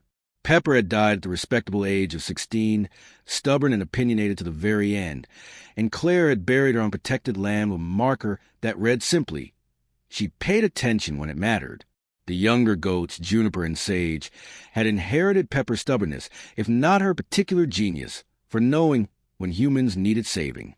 They kept Clare company, kept the property clear of overgrowth, and occasionally reminded her that some creatures simply refused to be ignored. The Mirror Lake site was now a memorial park. The tunnels had been permanently sealed, the contaminated soil removed and disposed of properly, the creek restored to something approaching its natural state. A museum occupied the old ranger station, documenting the corporate crime, the cover-up, the 41-year survival, and the cleanup. Daniel's carved testimony had been carefully preserved, entire sections of stone wall removed and displayed behind protective glass, so visitors could see the evidence he'd scratched into existence one desperate word at a time. Sarah ran the foundation full-time now, had turned it into a national organization that had helped dozens of communities fight corporate contamination. She visited Clare twice a year, always bringing stories of victories won in battles still being fought. They'd become friends in the way people do when they've shared something too heavy to carry alone. On the anniversary of Daniel's death, Clare always drove to the memorial park. She walked the marked trails, read the information plaques, watch school groups learn about environmental justice and corporate accountability, and the importance of listening when someone tells you something is wrong. And she'd stand at the sealed well, now marked with a bronze plaque, and remember the moment she looked down into darkness and seen a face looking back, the moment she'd chosen to investigate instead of ignore, to expose instead of bury, to listen when an animal told her something needed attention. The plaque read, Well 7, Mirror Lake Mine, September 14th, 1983 to October 27th. 2024 Daniel Morrison survived 41 years, 1 month, and 13 days in these tunnels. His testimony exposed corporate crimes that poisoned an entire valley as evidence, ensured justice for victims forgotten by design. He was found because one woman listened when her goat refused to leave. Sometimes salvation comes from the stubbornness to pay attention. Clare traced the words with her fingers, feeling the metal warm from sun. Beside her, juniper and sage grazed peacefully, unbothered by the weight of history. They were just goats, after all, stubborn, loyal, and convinced the world existed primarily to provide them with things to eat and objects to headbutt. But Pepper had been just a goat too, and she'd known, had sensed something wrong and refused to ignore it, had stood vigil for 3 days until someone finally paid attention. Clare understood now what she hadn't understood 10 years ago. That running to the mountain hadn't been about hiding from the world. It had been about being in position when the world needed someone who'd learned to listen, who'd survived enough to recognize the signs of buried truth, who was stubborn enough to keep digging even when it would have been easier to walk away. The mountain had given her refuge. She'd given it justice. That felt like a fair exchange. As the sun set behind the ridge, painting the valley in shades of gold and amber, Clare turned toward her truck. Juniper and Sage followed, hooves clicking against the Memorial Park pavement, complaining loudly about being made to leave before they'd finished terrorizing the landscaping. She loaded them into the truck bed, scratched their ears, and climbed behind the wheel. The drive home took her past the old Chapman property, now owned by the EPA and maintained as a monitoring site. Her cabin was long gone, demolished during the cleanup. But sometimes she slowed as she passed, remembering the woman who'd lived there, isolated and convinced safety meant avoiding connection. That woman didn't exist anymore, had been transformed by the simple act of listening when her goat told her something was wrong, had learned that true safety didn't come from hiding, but from paying attention, from refusing to ignore suffering, from being willing to expose uncomfortable truths even when the powerful insisted everything was fine. The new cabin came into view as she rounded the final curve, lights glowing warm against the gathering darkness. Home, earned not through running away, but through standing still long enough to hear what needed hearing. Juniper bleated from the truck bed, impatient for dinner and wholly unconcerned with Clare's philosophical musings. Some things, the goat seemed to say, were simple: food, shelter, stubbornness. The rest was just humans overcomplicating what animals already understood. Clare smiled and pulled into the driveway. Maybe the goat was right. Maybe it really was that simple. Pay attention. Care enough to investigate. Refuse to let truth stay buried. Be stubborn when it matters. Live like someone might need saving, and you might be the only one who hears them calling. The letter arrived on a Tuesday morning in early spring, when the valley was still shaking off winter, and the aspens were just starting to show their first pale green buds. Clare was fixing the fence line, where Juniper had decided the grass was definitely greener on the other side, and had engineered an escape route through sheer determination and applied headbutting. The goat in question was grazing innocently nearby, pretending she had no idea how the fence had gotten damaged. The mail carrier, a woman named Rosa who'd been delivering to the valley for 30 years, handed Clare the envelope with an expression that was carefully neutral. "This one's from a law firm," she said. "Big one, from what I can tell by the return address. You in some kind of trouble?" "Not that I know of," Clare said, wiping dirt from her hands before taking the envelope. The letterhead was indeed impressive. Thornton, Walsh & Associates, Environmental Law Specialist, Denver, Colorado. Heavy paper, embossed logo, the kind of presentation that announced money and power before you'd read a single word. "Well, if you need a character witness, you know where to find me," Rosa said cheerfully. "Everyone on my route knows you're good people. That foundation you and Daniel Morrison started, my sister's community down in New Mexico just got help with their water contamination case. Legal fees they could never have afforded on their own." Clare felt warmth spread through her chest. "I'm glad they got help. More than help. They got justice. Company that poisoned their well is paying for cleanup and medical monitoring for the next 20 years. Rose's expression turned serious. "That matters, Clare. What you did, opening that well, it changed things for a lot of people beyond just this valley." After Rosa left, Clare sat on the porch steps and opened the envelope.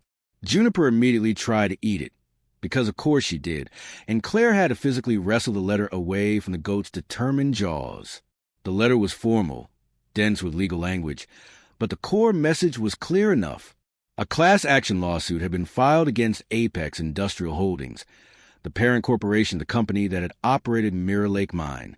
The lawsuit represented over 300 individuals and families affected by contamination from similar sites across 7 states. They were seeking damages, cleanup costs, and long-term medical monitoring. And they wanted Clare to testify as an expert witness, not about mining or geology or environmental science. She had no expertise in those areas. They wanted her to testify about what it was like to live unknowingly in a contamination zone, to drink poisoned water while trusting that someone, somewhere, had done their job to keep people safe. They wanted her to explain to a jury how corporate lies and deliberate concealment affected real people in real ways. The letter included a phone number for the lead attorney, a woman named Patricia Walsh, and a note in handwriting at the bottom. "Your story helped us build this case. We'd be honored if you'd help us finish it." Clare stared at the words for a long time. She thought this part of her life was settled. Finished. Safely in the past where it couldn't demand anything more from her. The book was published. The foundation was running. Daniel's testimony had resulted in convictions and policy changes, and the kind of institutional reform that took years to implement but was slowly, steadily happening. She'd done her part. Hadn't she? Juniper headbutted her knee gently, not hard enough to hurt, but enough to get attention. The goat looked at her with those strange amber eyes that seemed to carry some of Pepper's old knowing, and bleated once, questioningly. "I know," Clare said quietly. "I know what you're trying to tell me. Some fights weren't finished just because you were tired of fighting." She called Patricia Walsh that afternoon. The attorney answered on the second ring, her voice brisk but warm. "Ms. Harding, thank you for calling back so quickly. Just Clare, please. And I'm not sure I'm the right person for this. I'm not a scientist. I don't have technical expertise in contamination or public health." "That's exactly why we need you," Patricia said. "We have plenty of expert witnesses who can testify about parts per million and aquifer contamination and radiation exposure limits. What we need is someone who can make the jury understand what those numbers actually mean. How it feels to learn the water you've been drinking for 8 years was poisoned. How it feels to realize the authorities you trusted to keep you safe either didn't know or didn't care." Clare closed her eyes. She could still remember that feeling, the way the ground had seemed to shift beneath her feet when Tom had explained about the contamination, about the decades of lies. The peculiar combination of betrayal and fury and sick understanding that she'd never been safe at all had only been lucky enough not to get sick yet.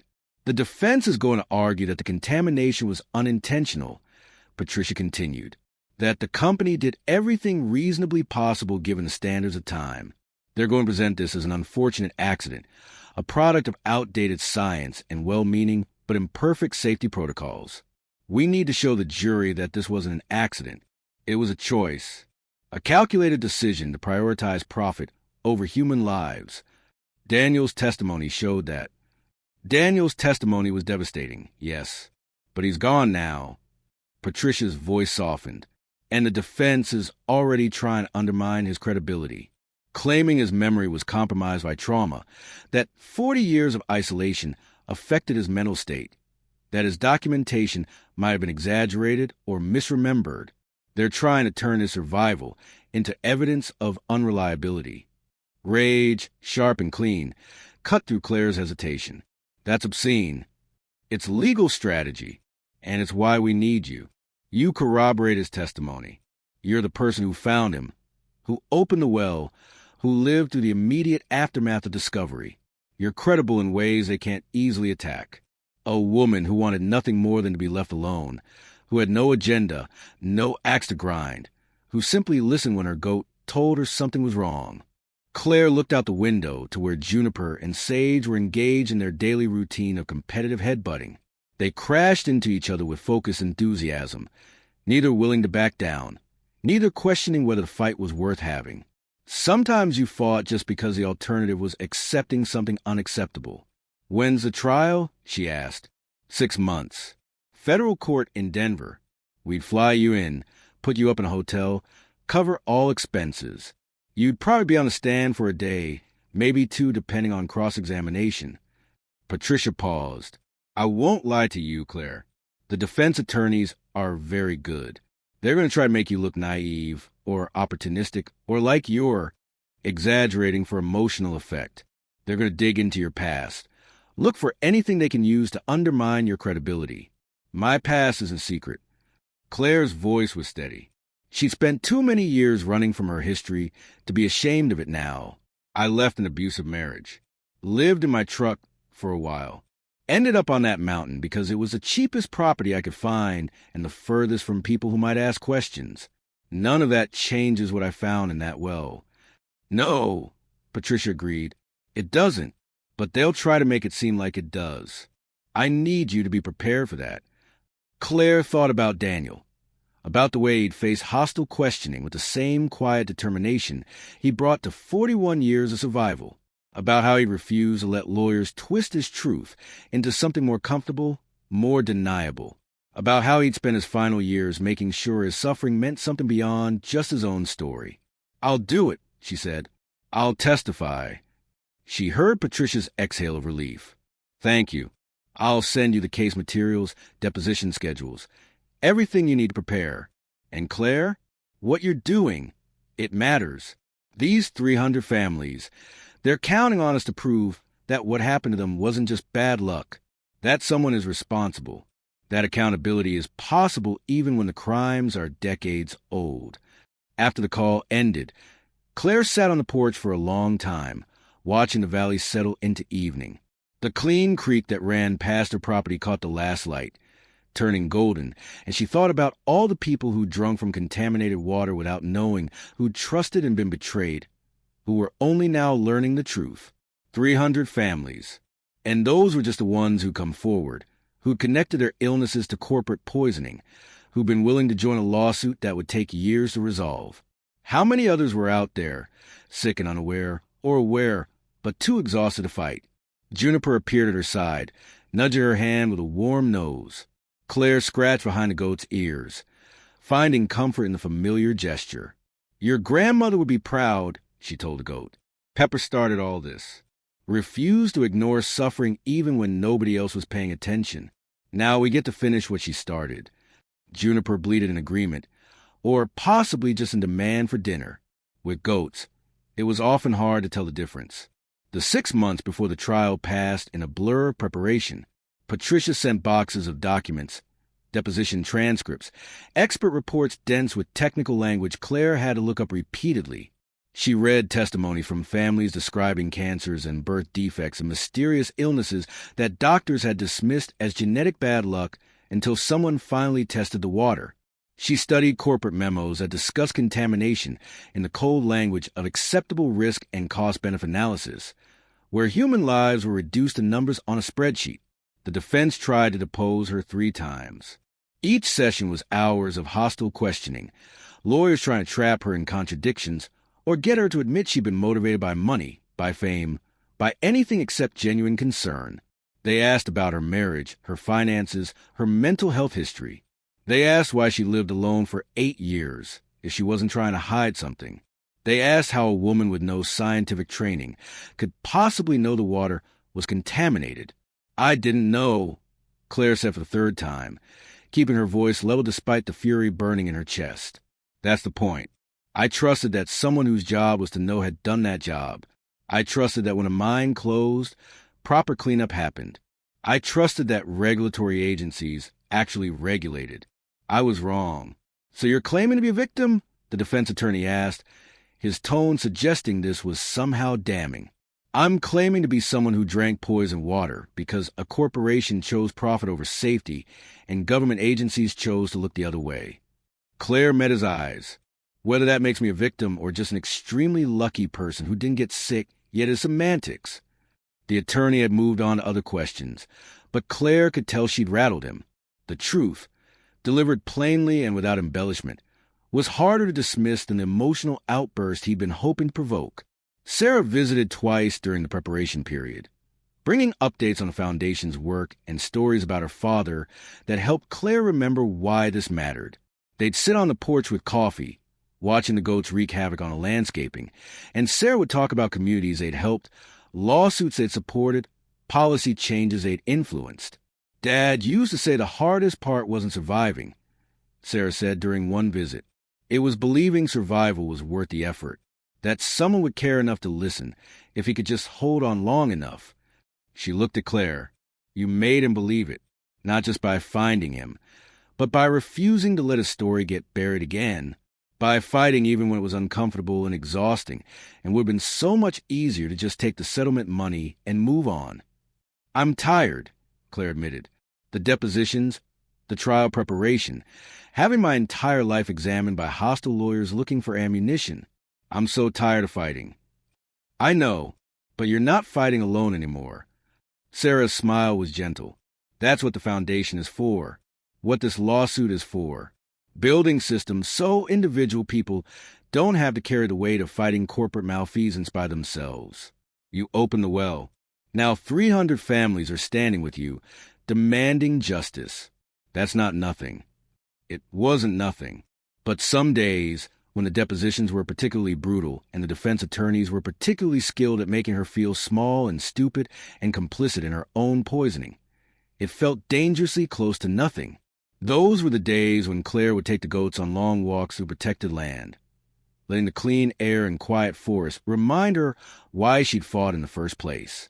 Not for revenge, not for money, but for the simple, stubborn belief that truth mattered, that people who'd been harmed deserved acknowledgement, that corporations who chose profit over human lives should face consequences.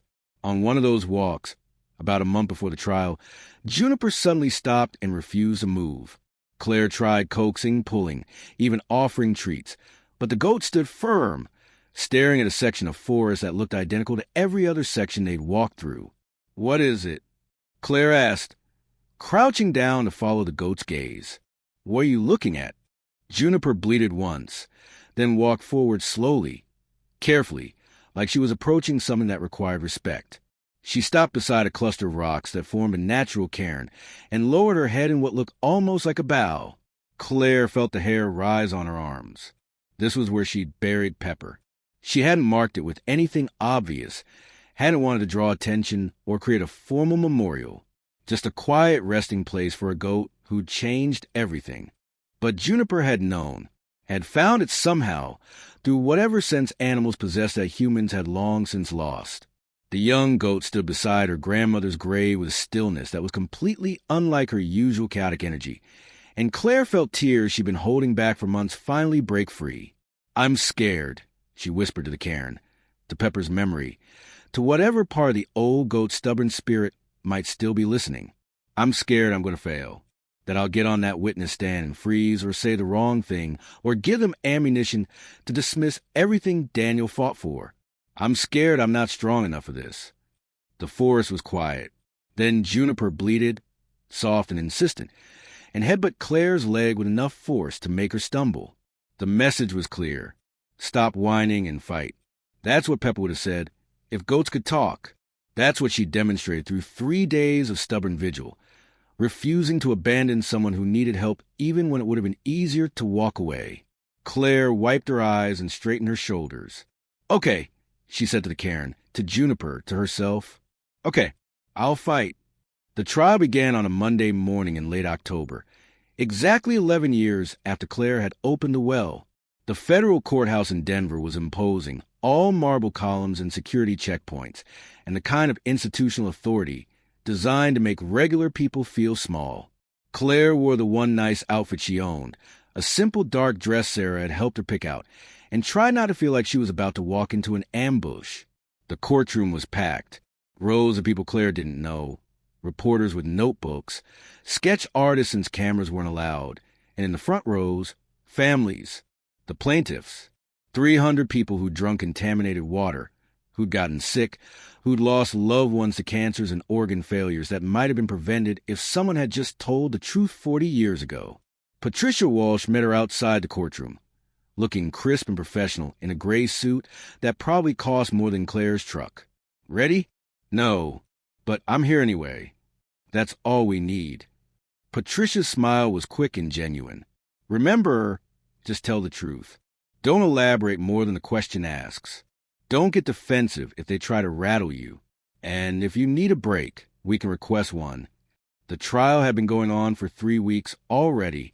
Expert witnesses had testified about contamination levels, health impacts, corporate negligence. Engineers had explained how the waste disposal violated even the minimal standards of the 1970s. Epidemiologists had presented data showing elevated cancer rates in affected communities. The foundation was solid. But Patricia had been right. The defense was trying to frame it all as tragic but unintentional, a product of its time, a series of unfortunate decisions made by people who genuinely believed they were following proper protocols. They brought in their own experts who questioned the contamination data, who suggested other environmental factors could explain the elevated cancer rates, who painted the company as a responsible operator dealing with imperfect science.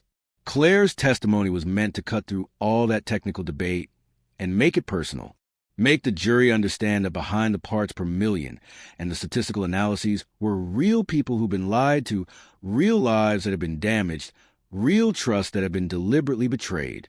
She was called to the stand just before lunch. The bailiff swore her in, and Claire put her hand on the Bible and promised to tell the truth, the whole truth, and nothing but the truth, as if she'd come here to do anything else. Patricia started with the easy questions. Name, age, occupation. How long had she lived at the Chapman property? What had prompted her to move there? Claire answered simply, directly, "I needed somewhere I could afford. Somewhere quiet." The cabin was both. "And did anyone inform you, when you purchased a property, that it was located in a former mining area?" "No. The real estate listing mentioned it was rural, that there was an old well on the property, but nothing about mines or contamination or any kind of hazard." "When did you first learn about the mining history?"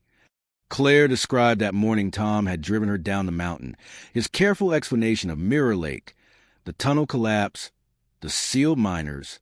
She watched the jury's faces as she spoke, saw some of them flinch at the details. "And in the 8 years you lived on that property before discovering Daniel Morrison in the well, did you experience any health problems?" "Headaches sometimes. Fatigue. I assumed it was just the altitude, the physical work of maintaining the property." Claire paused. "After they tested me during quarantine, they found elevated radiation markers in my blood. Not dangerous yet, but getting there. 8 more years, maybe 10, and I probably would have started showing symptoms." "How did that make you feel?" "Learning you've been slowly poisoned." The defense attorney objected. calls for speculation about emotional state. The judge overruled it. The witness may answer. Claire took a breath. Betrayed. I felt betrayed. I'd done everything right. Bought property legally, paid my taxes, followed all the rules. I trusted that when a mine closed, someone made sure it was safe, that regulatory agencies actually regulated, that if there was poison in the ground, someone whose job it was to know would tell people. Learning that none of that was true, that the contamination had been deliberately hidden, that I'd been drinking poisoned water because a corporation decided cleanup was too expensive. It felt like being lied to by everyone who was supposed to protect people like me. The courtroom was silent. Patricia let that silence sit for a moment before continuing. Tell us about your goat, Pepper. Over the next hour, Claire described Pepper's vigil, the 3 days of refusing to leave the well, the desperate determination that had finally convinced Claire to investigate. She described opening the grate, shining her flashlight down, seeing Daniel's face looking up. What went through your mind in that moment? Patricia asked. Terror and confusion, and this horrible understanding that someone had been down there, suffering, while I lived 50 yards away completely unaware. Claire's voice wavered slightly. I kept thinking, what if I'd investigated sooner? What if I'd taken Pepper seriously the first day instead of the third? How much longer did he have to suffer? Because I didn't pay attention fast enough. That wasn't your fault. I know. Intellectually, I know. But it doesn't feel that way. It feels like I should have known. Should have questioned why an old well was sealed so thoroughly. Should have wondered what the mountain was hiding. Claire looked directly at the jury. And that's what the company counted on. People being too busy surviving to ask questions. Too isolated to compare notes. Too trusting that someone somewhere was doing their job. Patricia walked her through the rescue, the quarantine, learning about the extent of contamination. Then she yielded the floor to cross-examination, and Claire braced herself. The defense attorney was exactly what Patricia had warned her about. Smooth professional, armed with questions designed to make Claire look either complicit or opportunistic. He started by questioning her financial situation. Ms. Harding, you received a substantial settlement from the EPA for your property, did you not? Yes. Fair market value plus damages, as required by law. How much was that settlement? $347,000. And you also co-authored a book about this experience, which became a bestseller. How much did you earn from that? Claire kept her voice level. The book was written with Daniel Morrison. All proceeds went to the foundation that provides legal assistance to communities dealing with industrial contamination. I didn't keep any of it. The attorney looked skeptical. None of it. None of it. You can check the foundation's financial records. They're public. He moved on. Clearly frustrated his financial motivation angle wasn't landing. You lived alone on that mountain for 8 years. Why? I needed space. Quiet. Distance from a past that wasn't healthy for me. What kind of past? Patricia objected. Relevance, Your Honor? The defense attorney smiled. It goes to credibility. Your Honor. We need to understand Ms. Harding's state of mind, her potential motivations. The judge allowed it, and Claire felt her stomach clench. But she'd known this was coming, had prepared for it. I left an abusive marriage, she said clearly. My ex-husband was violent, controlling. I tried to get help multiple times, but his family had money and connections, and I was just a woman causing problems. Eventually, I realized the only way to be safe was to disappear. So I did. And you never sought therapy for this trauma? I couldn't afford therapy. I could barely afford food. Claire felt anger sharpening her voice and forced herself to breathe. I survived the best way I knew how, which was finding a place where I could be alone and safe and not have to justify my existence to people who'd already decided I was a problem.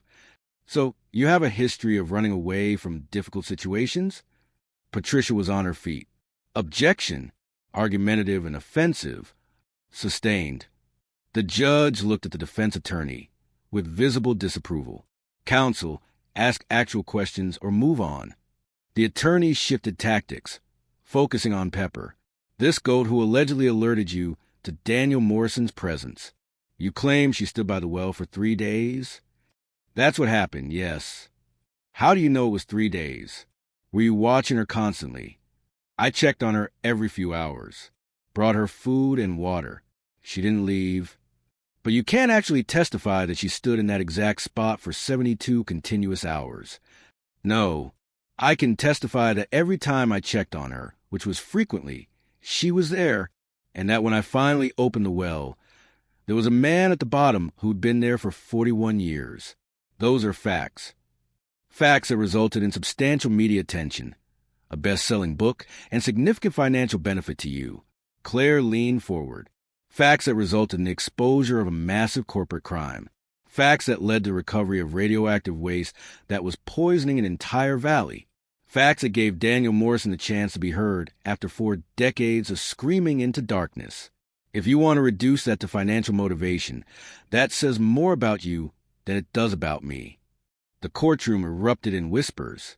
The judge gavelled for order. Patricia was trying not to smile. The defense attorney looked like he'd bitten into something sour. No further questions, he said stiffly. Claire's testimony lasted 2 days. The defense tried multiple approaches, questioning her memory, her motivations, her relationship with Daniel, her understanding of scientific concepts. But each time they pushed, Claire pushed back with a simple truth. She found a man who'd been sealed in a tunnel to hide corporate crimes, and she made sure his 41 years of suffering meant something. The jury deliberated for 8 days.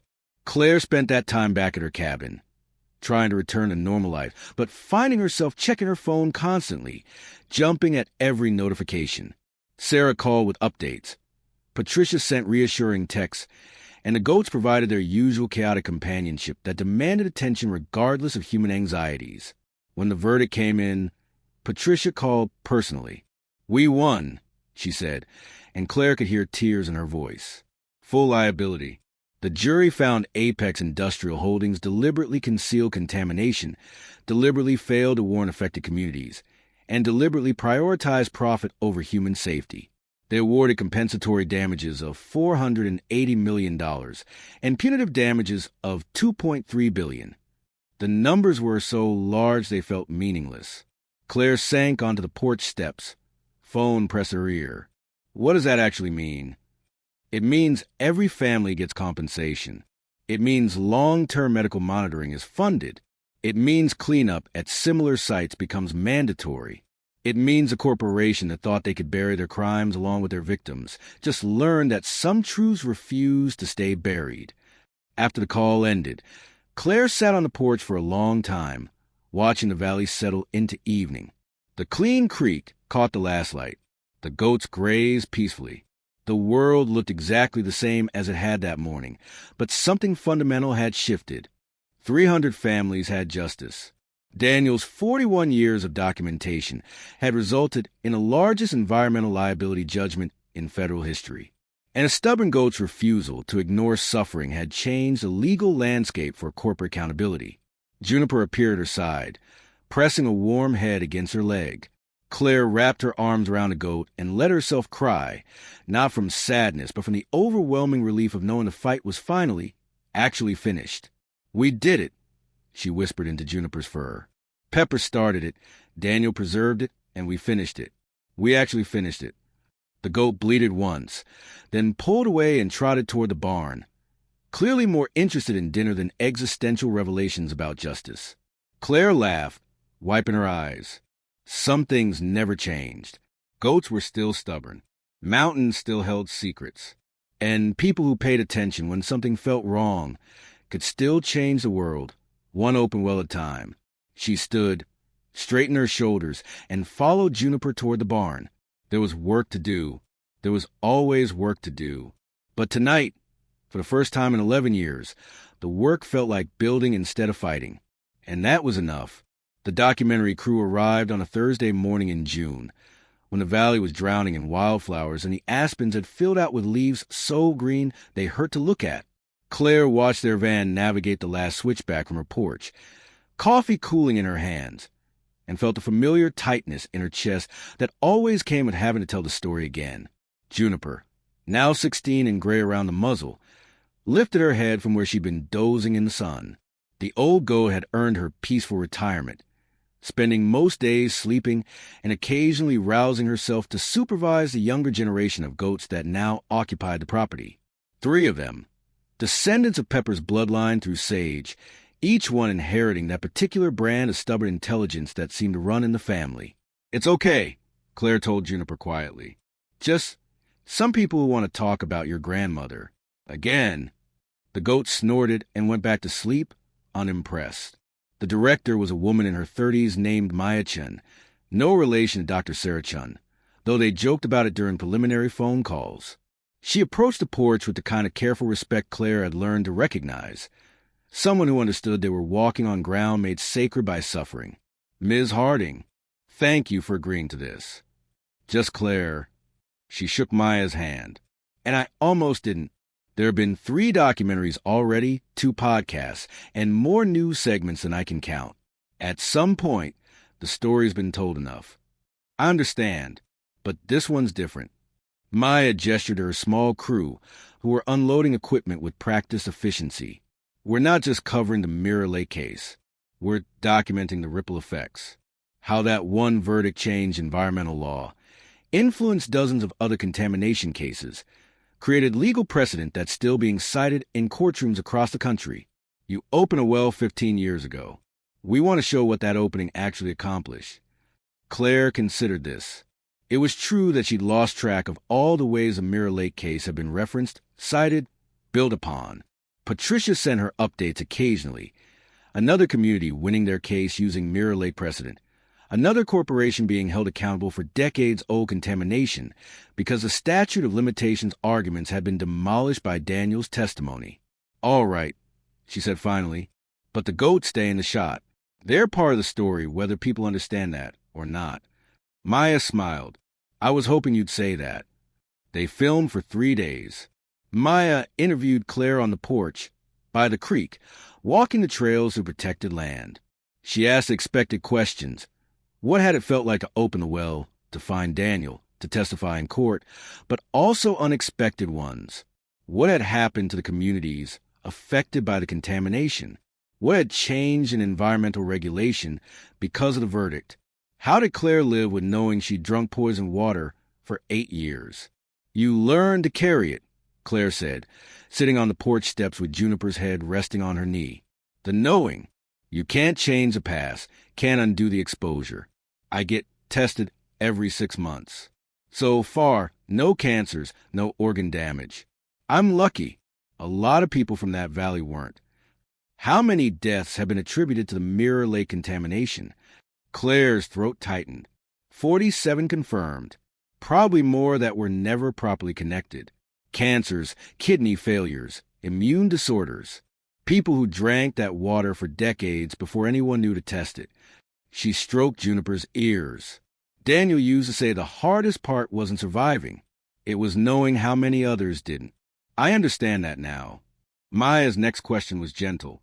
"Do you have regrets? About opening the well, about everything that came after?" "Some days."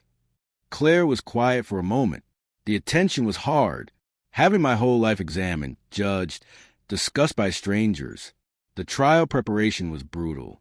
And there's this weight that comes with knowing you change things, because it means you're also responsible for continuing to protect those changes. I can't just walk away now. Too many people are counting on the foundation, on the precedent, on the ongoing work. But you did walk away once, to this mountain. "I ran away," Claire corrected. "There's a difference. Running means you're still being chased. Walking away means you found something worth staying for." She gestured to the valley, the clean water, the protected land. "I found that here. Not the first time, when I was hiding, but the second time, when I decided to build something instead of just survive." "What does that building look like now?" Claire smiled. "Come with me. I'll show you." They drove to what had once been the Chapman property, now officially designated as the Mirror Lake Memorial Site. The contaminated soil had been removed years ago, the tunnels sealed with concrete and steel, the creek restored to something approaching its natural state. But instead of abandoning the land, the EPA had worked to the foundation to create something meaningful from the tragedy. The memorial consisted of several elements: a museum in a building constructed from reclaimed timber. Its exhibits documenting the mine's history, the contamination, the cover-up, and the long fight for justice. A meditation garden where families could remember loved ones lost to corporate greed. Educational facilities where groups learn about environmental justice and the importance of regulatory oversight. And at the center of it all, preserved behind protective glass in a temperature-controlled environment, sections of stone wall carved with Daniel Morrison's 41 years of testimony. Claire stood in front of the display, reading words she'd memorized years ago, but that still had the power to stop her breath.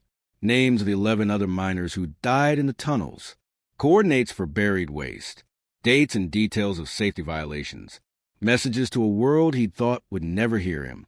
If you're reading this, it means someone finally listened. Don't let them bury the truth again. DM year 38. He carved that 3 years before Pepper found him. Claire said quietly, still believing it mattered, still documenting, still refusing to give up. Maya's camera operator filmed the wall in silence, capturing every word, every scratch made by fingernails worn down to nothing by decades of writing on stone.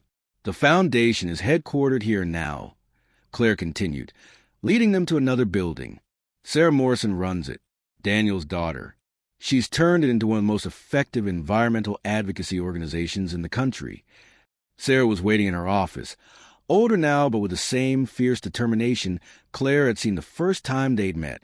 She greeted Maya's crew warmly and immediately launched into statistics that made Claire's head spin. 237 communities assisted with contamination cases, 143 legal victories, 42 policy changes at the state and federal level, over $800 million in settlements secured for affected families.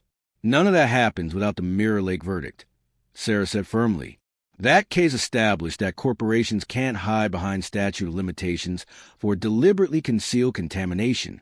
It created precedent for holding parent companies liable for subsidiary crimes. It showed juries that environmental justice isn't just about regulations. It's about real people being poisoned by entities that knew exactly what they were doing. And it all started because a goat wouldn't leave a well, Maya said. Sarah smiled. My father used to say that was the most important part. Not the legal strategy, not the expert testimony, not even his 41 years of documentation. The most important part was that someone paid attention when an animal told them something was wrong. That's the lesson he wanted people to take away. Pay attention. Investigate. Refuse to ignore suffering just because it's inconvenient or uncomfortable or challenges what you've been told to believe. That evening, Maya filmed Claire at Pepper's grave. The cairn had grown over the years, as visitors to the memorial site added stones in tribute to the goat who'd started everything. It had become a tradition. Leave a stone for Pepper. Make a promise to pay attention, to not look away from uncomfortable truths. Thousands of stones now surrounded the original cairn, creating a monument that spread across the clearing like a physical manifestation of impact. Each stone represented someone who'd learned the story, who'd been moved by it, who'd committed to being the kind of person who investigated instead of ignored. Do you think she understood? Maya asked, camera rolling, what she was doing when she refused to leave the well. Claire considered the question carefully. I think she understood someone was suffering. I think she understood that the normal rules, the ones that said abandoned wells were dangerous, that sealed things should stay sealed, didn't apply when someone needed help. Animals don't have the same kind of complex reasoning we do, but they have instincts we've lost. The instinct to care for pack members. The instinct that says suffering demands response, even when responding is inconvenient. She placed her hand on the cairn, feeling sun-warmed stone beneath her palm. Pepper didn't save Daniel because she understood corporate malfeasance or environmental contamination or legal precedent. She saved him because he needed saving, and she was stubborn enough not to give up until someone listened. Sometimes the most revolutionary act is just refusing to walk away from something that matters. Juniper, who'd followed them to the grave site, bleated softly and added her own head to the cairn, pressing against the stones like she was greeting family. The bloodline continues, Claire said, scratching behind Juniper's ears. Pepper's great-great-grandchildren are on my property now.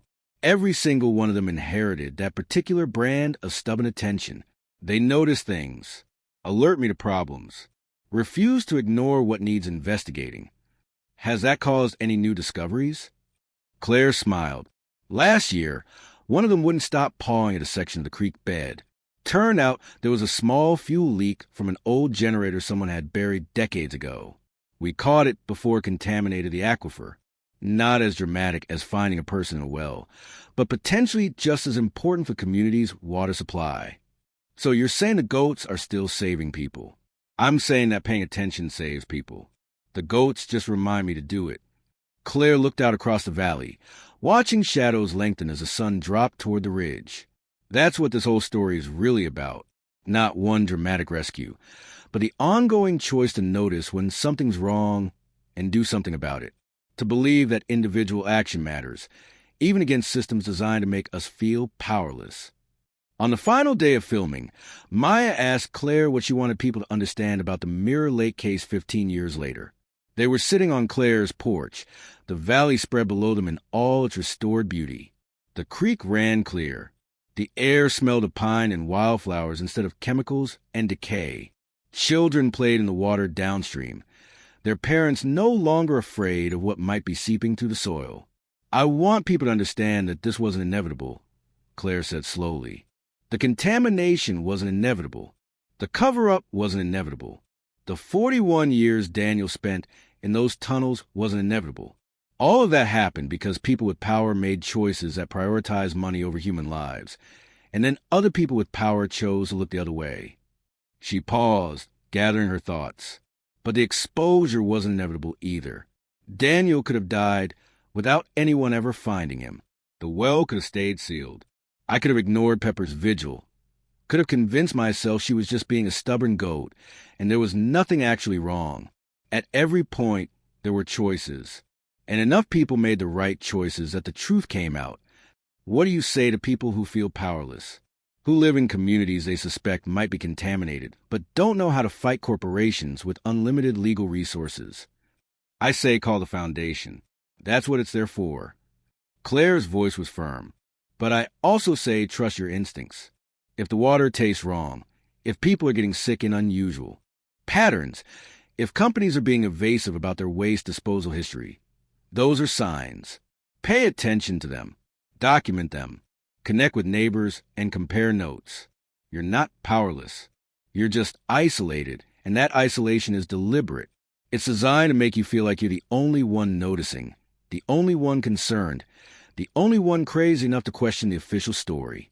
She looked directly at the camera. But you're not alone. There are resources now, legal frameworks, precedents, organizations dedicated to helping communities fight back against environmental injustice. The Mirror Lake case created pathways that didn't exist before. Use them. Maya's final question was simple. Any regrets? Claire thought about that morning 15 years ago, when Pepper had refused to leave the well. Thought about the moment she looked down into darkness and seen a face looking back. Thought about everything that had cascaded from that single decision to investigate instead of ignore. I regret that Daniel suffered for 41 years before being found. I regret that 11 other men died in those tunnels. I regret that dozens of people got sick and died from contamination that was completely preventable. I regret that the system was designed to protect corporations instead of communities, and that it took a multi-billion-dollar verdict to force any kind of change. She paused, stroking Juniper's head. But I don't regret opening the well. I don't regret testifying. I don't regret fighting even when it was exhausting and invasive and would have been so much easier to just take the money and stay quiet. Because some fights are worth having, even when you're tired. Especially when you're tired. That's when the powerful are counting on you to give up. And you didn't give up. No. Claire smiled slightly. I learned from a goat. Once they set their minds to something, they don't quit. Ever. Even when any reasonable creature would have walked away, they just dig in and refuse to move. It's maddening when you're trying to get them to do something they don't want to do. But it's powerful when that stubbornness is pointed at something that actually matters. The documentary premiered 8 months later. Claire watched it alone in her cabin, with Juniper sleeping at her feet and the younger goats causing their usual chaos outside. Maya had woven together Clare's interviews with testimony from affected families, legal experts discussing the case's ongoing impact, environmental scientists explaining the contamination, and footage of communities across the country using Mirror Lake precedent to win their own fights for justice. The final shot was of Pepper's cairn at sunset, stones glowing golden, while Clare's voice played over the image. Sometimes salvation comes from the stubbornness to pay attention, from refusing to ignore suffering just because acknowledging it is inconvenient, from believing that individual action matters, even when systems are designed to make us feel powerless. A goat taught me that. She stood by a well for 3 days and changed the world, not because she was extraordinary, but because she paid attention when it mattered. We can all do that. We should all do that. The only question is whether we will. The screen faded to black. Then text appeared listing resources, the Foundation's contact information, EPA contamination reporting hotlines, legal aid organizations specializing in environmental justice. Clare turned off the television and sat in silence for a while, listening to the night sounds of her valley. Clean water running over stones, wind in the pines, goats settling into sleep with satisfied grunts. 15 years ago, she'd been a woman hiding on a mountain, trying to survive by staying invisible. Now she was someone who testified in courtrooms, who appeared in documentaries, who couldn't walk through the memorial site without being recognized and thanked by strangers whose communities had been saved by precedent she'd helped establish. She still wasn't entirely comfortable with that transformation, still sometimes wanted to retreat into quiet obscurity. But she learned something important from Pepper's 3-day vigil. Some things were worth being uncomfortable for. Some truths were worth exposing even when exposure was painful.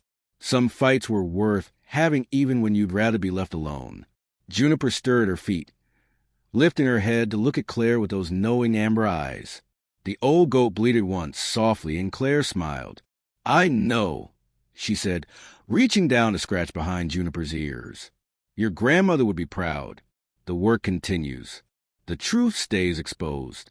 And somewhere, another person is paying attention when an animal tells them something's wrong.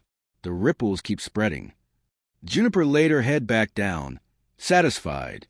Outside, the valley stretched into darkness, clean and quiet and safe in ways it hadn't been for decades.